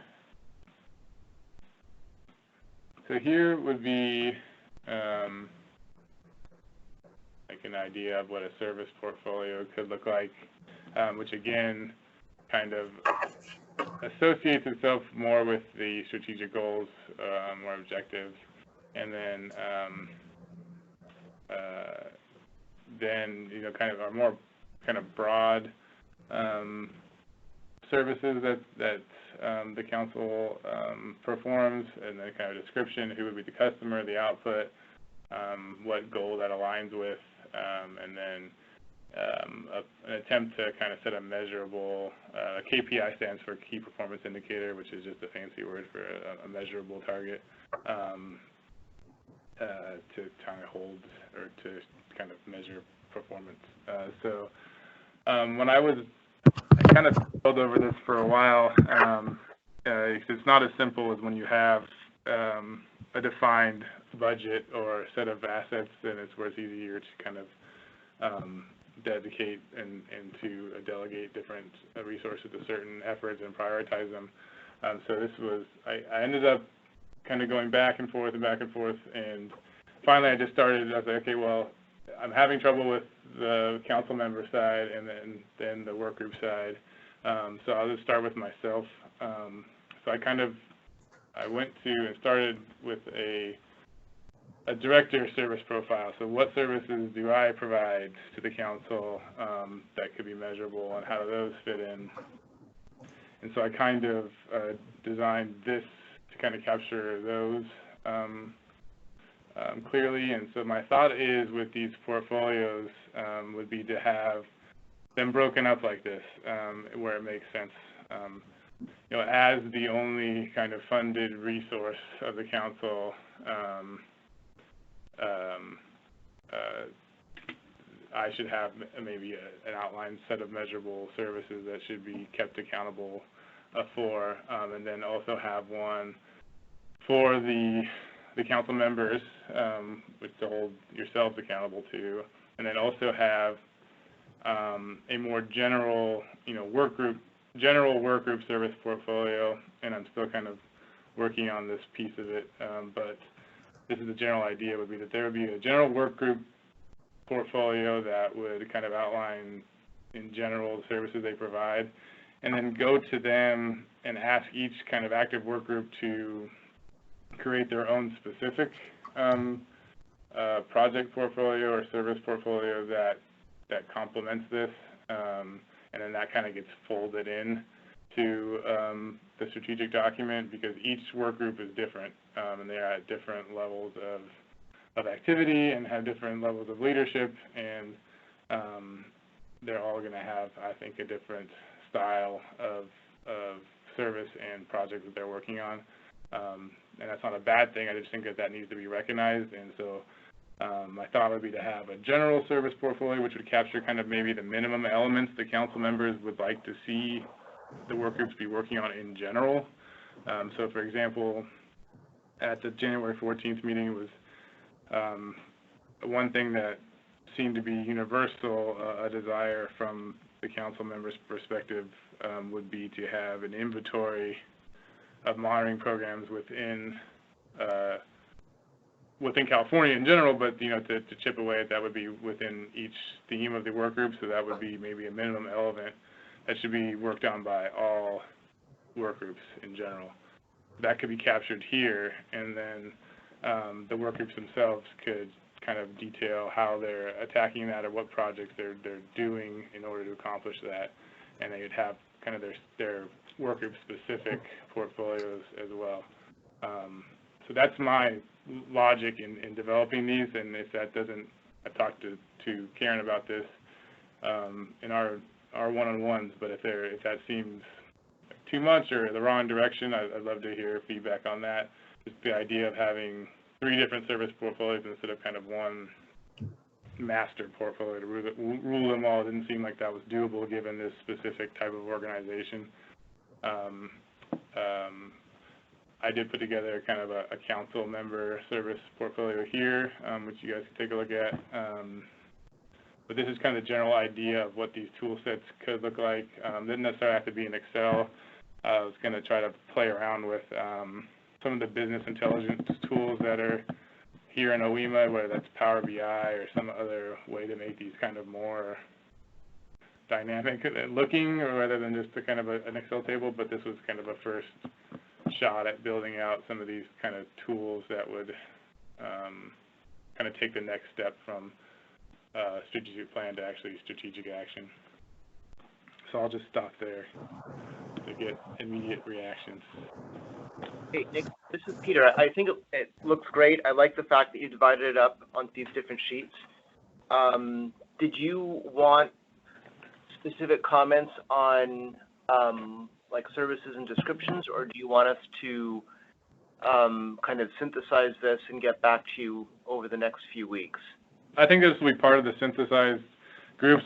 Again, I know that this was, again, just shared today, but more of a, I think what I would like, the initial comments, like, oh yeah, this is, I like splitting it up, or no, you're going in a complete wrong direction. This is, no, as you said, I think it's kind of important to split it up because the services offered are so different from the different groups. So I think it was a great way of doing it. Okay, thank you. Sure. Hi, Nick. This is Shelley. I like this just at first glance. Is this something that we'll be working on within the strategic plan subcommittee? I hope so. I mean, it's hard for me to do it all alone, so I would love to work on it as a subcommittee. Okay, sounds good. Again, we'll get some more substantive comments back then, and also just work together to tighten it up.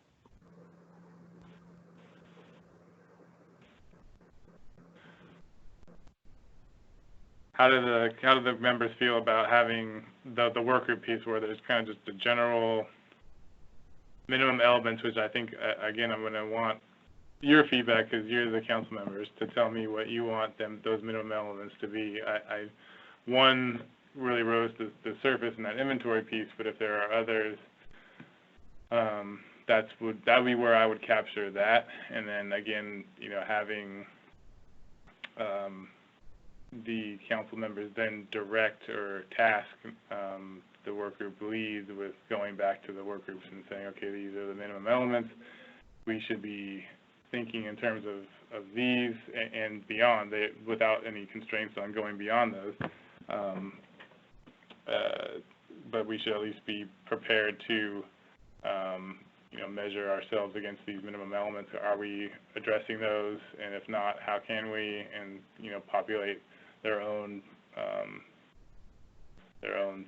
work group specific portfolios at that level. And my thought there was, when I went back and really was looking at kind of the tasks to audit, and then it was asked them, that was delegated from the secretaries to the council, and then council delegated that to the work groups. Give yourself a self-audit. This, if that was the case in the future, these tools would come in handy in an audit process, because you'd have some measurable kind of indicators or goals that make that much more easier to do something quantitative as well as qualitative. So that's again my thought process. But does that sound reasonable to the council? And if the work group members that are chairs that are online want to speak up, they're more than welcome to hear your perspectives as well. I know there's the CC Hab chairs are on here as well as the wetland chairs.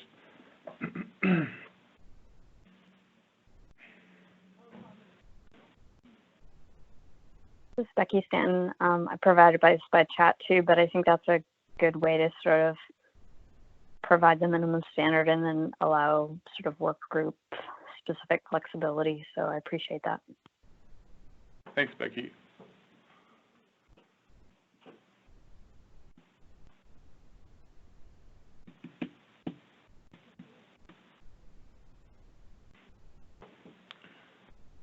All right. Well, hearing none, I will compile all these kind of resources together and set a kind of a deadline, whether that be the end of March or early April, for feedback, and then work to schedule a subcommittee meeting to better flesh these out. But I will move forward with this kind of separation of entities with the portfolio and tools pieces, because it seems like I'm not hearing any roaring opposition, which is good. But I also didn't want to get too far down this road and then be told, no, this is terrible, and then have to start over. So, hey, Nick, this is Shelley. If we've had some good success sharing documents on our Google Drive. If you could stick all this stuff up on a shared drive for us to have rights to make comments, that might help. Make suggestions. Yeah, I think that'll help you to pull everything together and help us to kind of take a deeper dive into this after seeing it for the first time this morning. Yeah, I've got it all set up already. I just, yep, cool. That's how I was going to do it, but thank you. Great suggestion. So with that, I guess then that's really as far as I have to report on that particular item. If there's let's give ourselves the deadline right now. Sure. So we all have it kind of in our minds and in our calendars, so that we can plan for it. And I'd like to give a little bit of extra time. I think the end of March is maybe the first week of April. Yeah. That seems reasonable. Okay. So like April 3rd, or does that sound reasonable? April 3rd? Or the week after, April 10th? I vote for the week after. Okay, let's do April 10th, and then let's shoot for a subcommittee meeting in maybe a couple of weeks after that. And maybe, Nick, you could send a doodle poll to the subcommittee for that. Okay. I'm just going to assume that it's all going to be remote. So So just given the current circumstances. So I will certainly do that.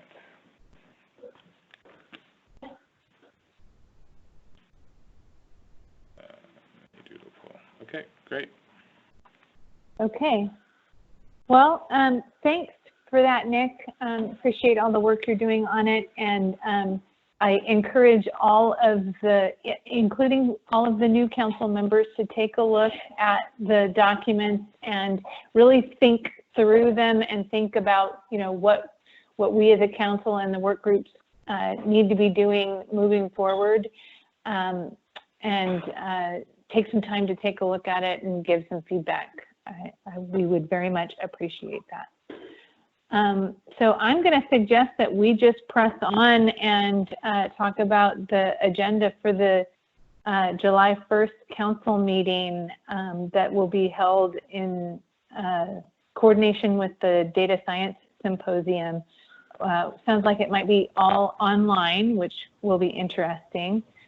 Some of what we've talked about over the last couple of meetings is to have, like the agenda indicates, an open house for the council to not just share our new strategy, which I think will be a cornerstone of our agenda, and sort of outreach to the data science community that will be attending, but also include the work that the working groups have achieved, and really have an opportunity to highlight what is available on the portals, what's available now, what are the plans of the work groups moving forward, those kinds of things.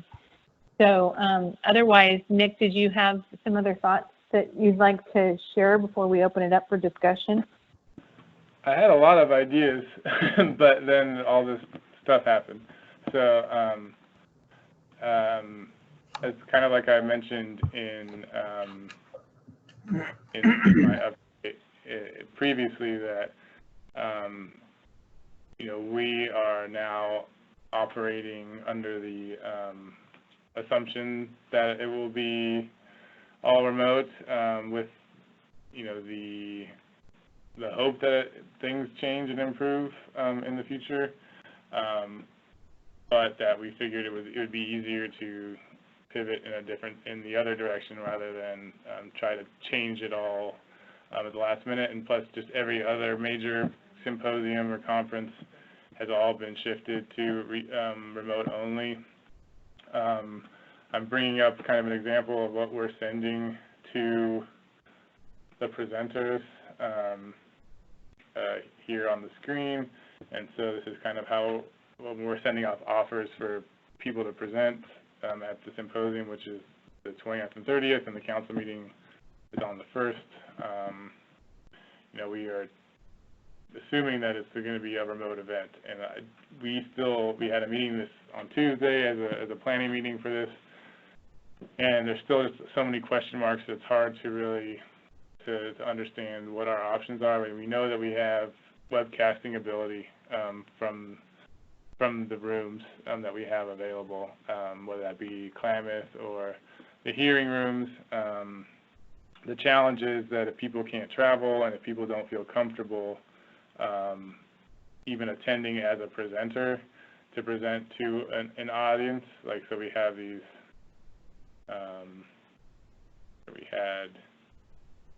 initially we had questions about, you know, are you comfortable coming? Oh yeah, here we go. You know, if so, then we can, it's just a matter of, like, how do you do it logistically? Like, versus people that are in this building can maybe have it more, can do that, but if they're all presenting from a telework environment from home, that makes it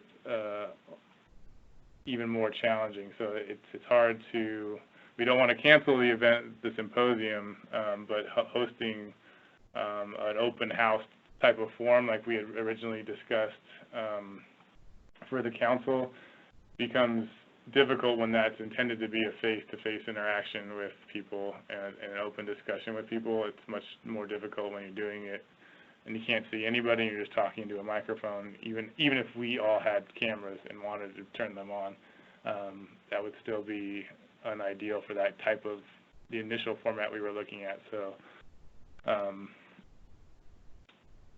it's hard for me to kind of build on the ideas that I had maybe about 3 weeks ago versus what is maybe feasible now.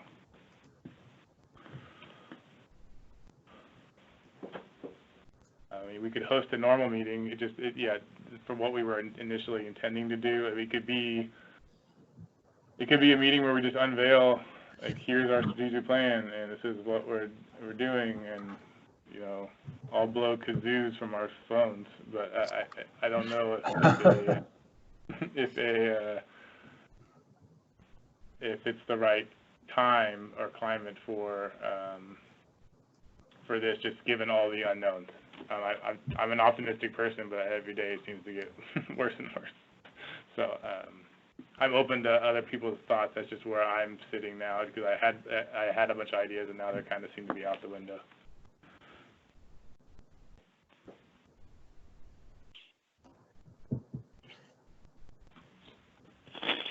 Thoughts? This is Shelley. I think that we should just proceed as best we can and try to promote it. And so many people are doing so many things remotely now that I think by July people will be just well versed in that world. And we should just do the best we can, because we don't know. I mean, if we push it to the fall, there could be another peak, or the first peak. We don't know. So that's just my suggestion. Yeah, I wasn't suggesting we cancel the meeting. I just don't think it's not the same. I don't know if it'd be still an open house, but I was still planning to have the meeting, and hopefully I'll roll out our new strategy with, that would be my hope. Yeah, what I meant, I guess, was that we could still do open house, but that we'll have so many members of the public more tuned in because they are functioning daily remotely. Yeah, Nick, this is Grant. I appreciate how challenging this must be for you to come up with ideas with the current circumstances, and I agree that logistically, having an open house, even if we call it an open house, but it's all online, it's all through virtual participation. That seems like a really tough sell and a really difficult event to pull off and achieve the type of engagement that we were originally hoping to achieve by piggybacking this open house on the immediately after the Water Data Science Symposium. So I think I don't know. I think having an open house online, that's really difficult. We may reach a broader audience, just folks that weren't able to come to Sacramento for the actual in-person open house. It would be a different type of open house for sure, but I hate to even use the term new normal, but there it is.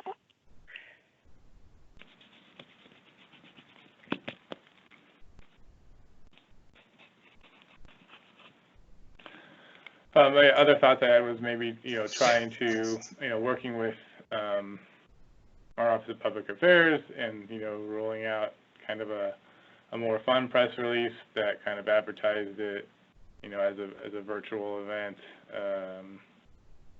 We could still use the term open house, but really just, spin it as a way for people to look at the strategic plan. It's not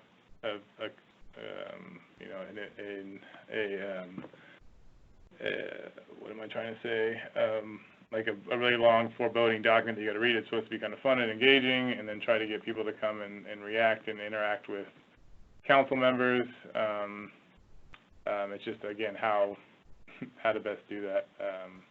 So Nick, this is Ray. I just want to say that I think we should keep the idea of an open house all of us are working on, new ways to do the same thing. So maybe, I think we're going to have better months, and if we think creatively and out of the box, because we're like, as Shelley mentioned, we're probably going to have to be doing this for a while, and people are open to that type of stuff. Everybody realizes we need to do something different. So that's just kind of my suggestion, is maybe we can brainstorm in the meantime about, how would that look, but yeah, just kind of wanted to throw that out there. Yeah, I appreciate that, and I would, as you guys, I'm bound by the specific tools that are given to us through the building and what's being told to us by our executive team on what, when we should be coming in and how we should be coming in and utilizing different things. I mean, I'm in the office now, but if you guys are getting maybe new platforms in the private and other sectors that we could leverage and utilize, that would be more engaging and lend itself more to then this type of setting where we're really just listening to ourselves, which is great. And we actually have, we had at one point 40-something people on the call, which is more than we normally get. But if it was more engaging than just seeing a screen, really, and talking to a microphone, then I'd be happy to discuss and brainstorm more. And we're struggling with the same thing with the symposium. I figure that as we meet weekly and figure things out over time, that I will maybe have more input as time goes on. But I appreciate the idea that it sounds like the meeting should go on, and it just be kind of to see how things pan out over the next month or two. Yeah, this is Karen. I think we should continue to plan on having a meeting. We've got our IT shop working on how to conduct board meetings remotely, which will need to include a lot of interaction with the public and an ability for the public to provide input at those meetings. And so I think that there will be a lot of work to figure out how to conduct our business remotely, and we may have better resources to do that and engage with our participants more fully by the July timeframe. So I think we should just press on and put together a draft agenda and start floating it around and make plans to hold it remotely if necessary. So Karen, I'm going to give a contrarian point of view, which is that if the goal is a one-way sharing of information, these forums work fine. If it's a group of people that know each other, like this council does, then while it's not as good as in person, it's also workable. But I look at the goal of what we'd be trying to achieve there, and more importantly, what the goal of the symposium trying to achieve there is creating new relationships. And if that's your goal, it isn't going to happen with this mechanism. So I guess I'm suggesting let's take a step back and go, what is our goal? And I even suggest that people running the symposium, what is the goal? The goal is to create new relationships, which is what I think the goal is. You're not going to do that remotely. And since there's no criticality of this being done in June or July, there's nothing that prevents us from putting it off 6 months. Why wouldn't we put it off to better achieve the goal?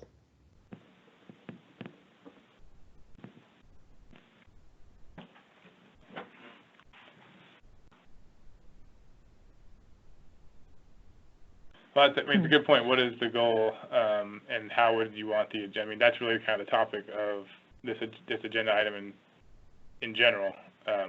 A, what is the goal, and B, what agenda items would you want to include on it to achieve that goal? So that's right. So that's the way I'd like to see the conversation structured, Nick, because I think if there's certain goals, they can be achieved by these mechanisms. But I fear our goal is to create a relationship with, say, the NGOs that are doing volunteer monitoring, to get them to better know what we do and how to interact with us. And that's going to take a lot of person-to-person interaction rather than disembodied voice that comes over the internet that you don't even know how to follow up with. On the other hand, if it's simply to give a progress report from where we're at on each of our committees, that's more one way, and this mechanism would work just fine.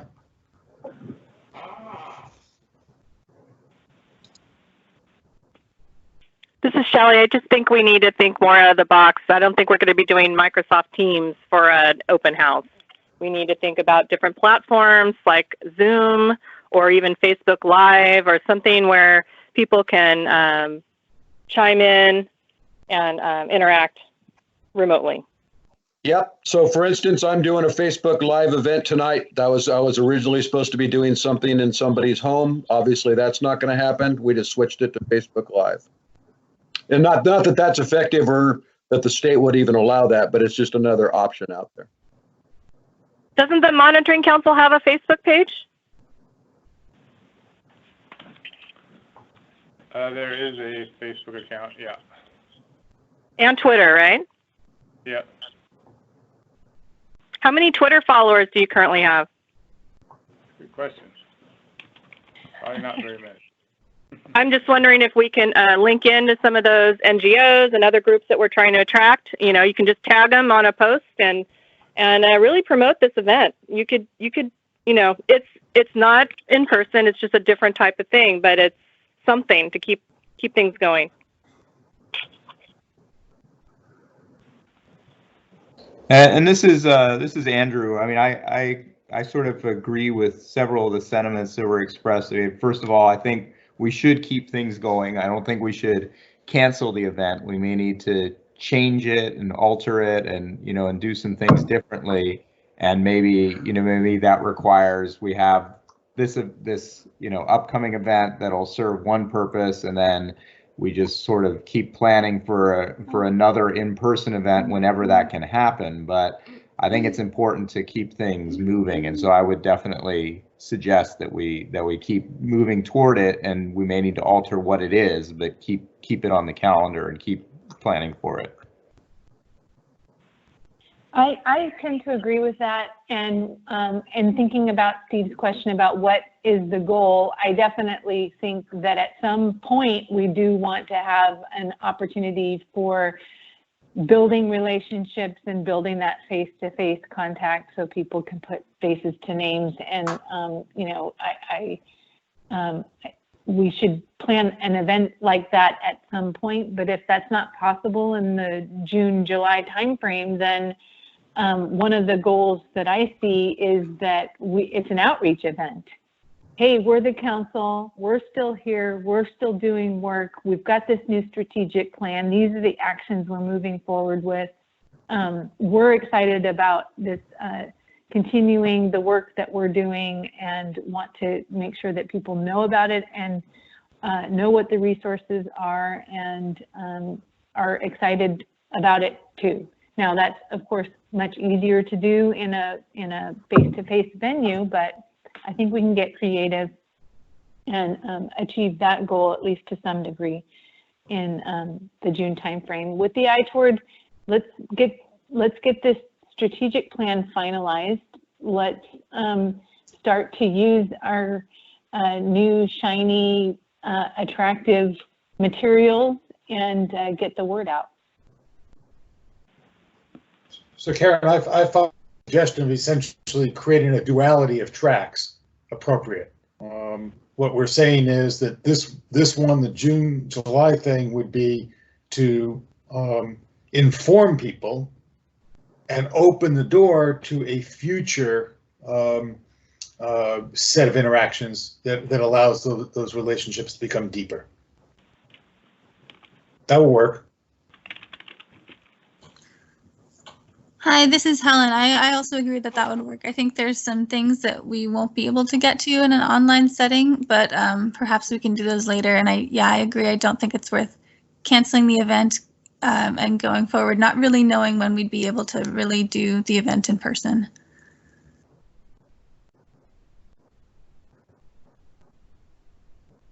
Okay, so I'll work with Nick to plan out an agenda that would be amenable to an online event. And we'll just plan in that direction, knowing that if we were to put in the effort to plan something in person, it may be for naught. And we'll float draft agendas and ideas to this group via email and move forward. Nick, did you have anything else you wanted to add? Or anyone else have any input? No, this is Shelley. Oh. I just wanted to say every day new materials are coming out about how to be more connected remotely. And I think that I bet Cal EPA will open up as far as what platforms you're allowed to use. Every day things are changing. And so barring everyone getting sick who's running the show, I think it'll be fine. It's just we have to just broaden our horizons. And also, this is Ray. I think people are more open-minded to that. You know, before a lot of people were just, you know, with good reason, comfortable with in-person meetings and things like that, and didn't see the need. But I think there's a lot of interest from everybody now on how do we do online better.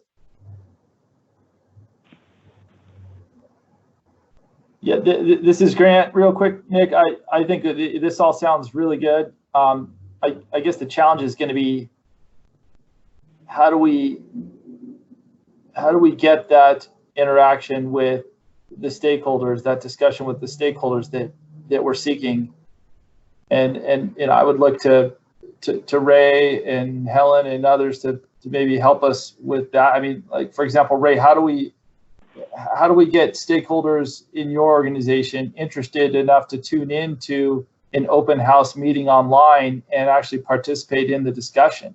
Is that even a potential reality?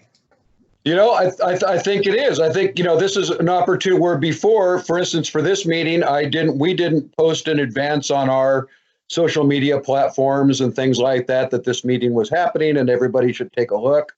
And that's something we can do going forward is, you know, and that just opens it up to, you know, I'm not sure how many, you know, followers we have, but you know, it's a decent amount. And at least a lot more people will, you know, it'll put eyes on it. We'll see how many actually turn out. No, that's great. Yeah, I like your suggestion, Grant. Like as you know, and as Shelley iterated, things are coming online every day, and as you all who are in other sectors and are coming up with new tools and new ideas, I would ask that you kind of share those or catalog those or think about how those could be used for this July 1 event, as well as to think about how I appreciate Steve's feedback on a duality of tracks, but I would also need, you know, like the one-way track is an easier one because that's an easy one that's just normal, what we normally do.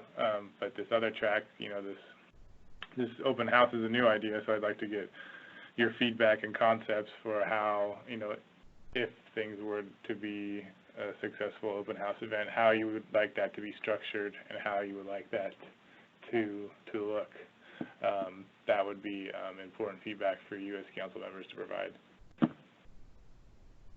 I think there's going to be so many resources. You should start a Google Doc and we can just paste them in and you'll have a whole directory of ways to go. That's fine, but again, back to how the agenda would be crafted. That would be where I would want you guys' input, not just a bunch of links to tools that I may or may not be able to utilize. So I would ask that the council, I mean, me and Karen can put our heads together and develop something, but I would rather this be, if it's supposed to be an open house for all the members to be engaging with people and people that likewise engage with you all and get your perspectives and sector input, that would be an important piece of how you would want it broken up. Like, would it be broken up by council member, for example? Would each one of you guys have like a section on the agenda? I mean, this could go in several different ways for how you would want a quote-unquote open house, virtual or otherwise, to go.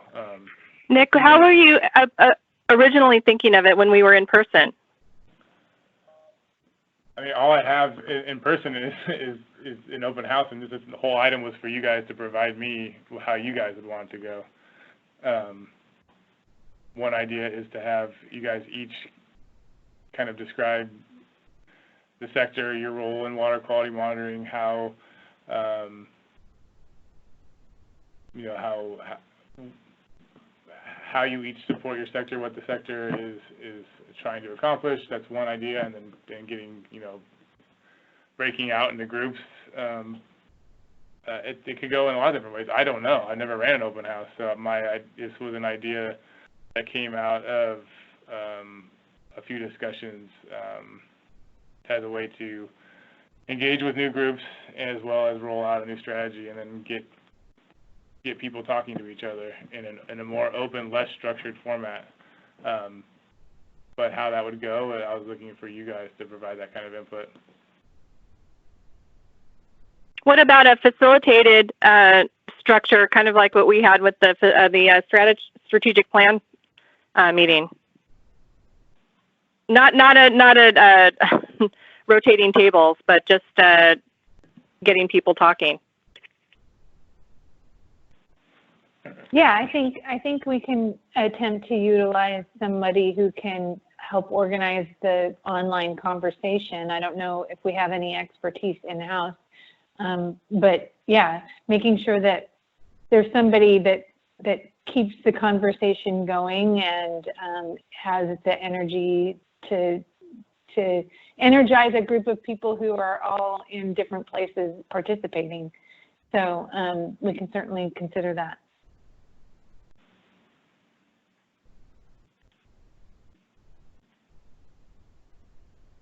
Yeah, I think I would just like to build on what you originally envisioned for this open house. I don't think you scheduled it and didn't have any more concrete ideas of what you wanted to achieve besides creating new connections. So, you know, if we had more of an idea of what you originally envisioned for the open house, we could really expand on that and make it a great event. Yeah, well, and I talked about what I had envisioned, which is rolling out the strategy, really kind of highlighting what are the things the council is trying to accomplish. I'd like to see the council members step up and participate in presenting that, so that, you know, we are presenting as a team and showing that, you know, even describing not just what the council's doing, but how the council is interacting with your particular sectors, and how the council can provide resources and value to each of your sectors.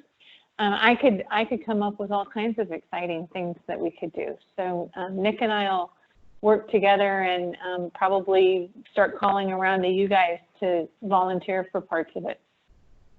I think that all sounds great. Memorialize that in a document, share it around, and we'll expand it and make it happen. Yeah, we'll start an agenda that has some annotations to it. Does that sound reasonable, Nick?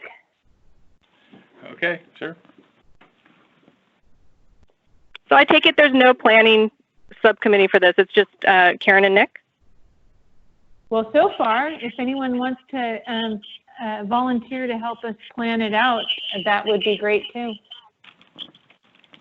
Maybe we can utilize the strategic planning subcommittee meeting as a venue for also having a discussion about the agenda for June.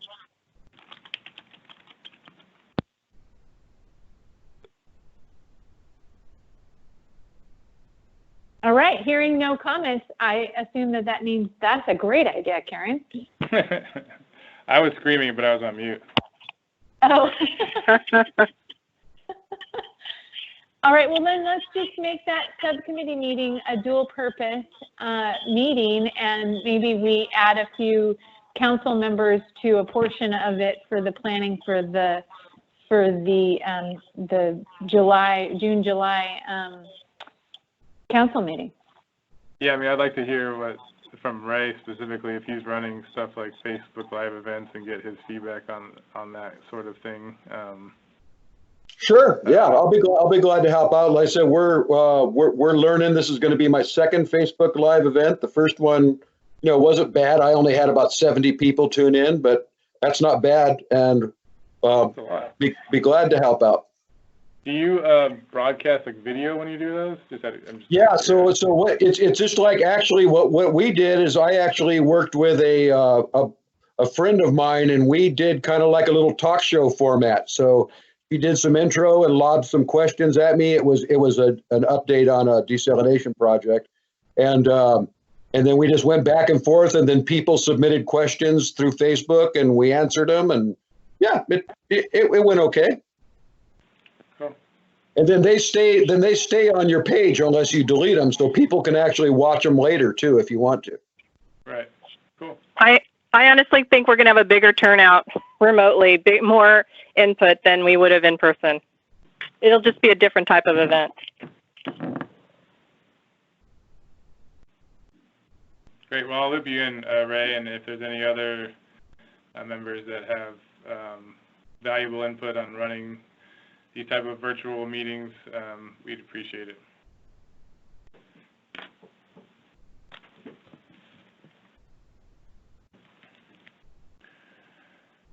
You want to? I got a flight. Yeah. People are craving social interaction, and everything is remote, so they're going to be so well versed in this. It's not going to be a problem. Just have to nail it down and figure out how to structure it.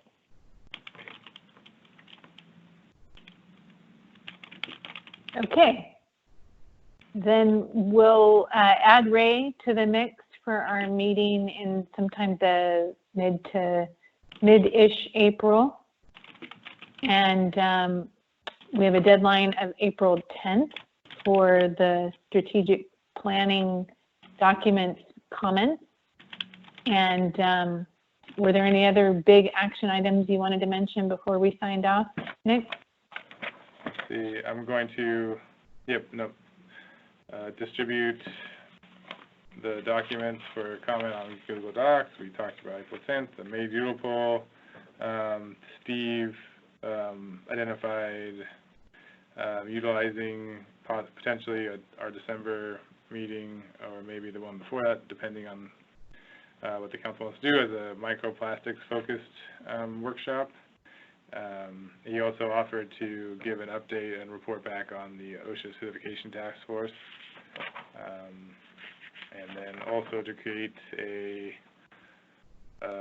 maybe within the same folder or a different folder, some sort of Google related agenda for July 1.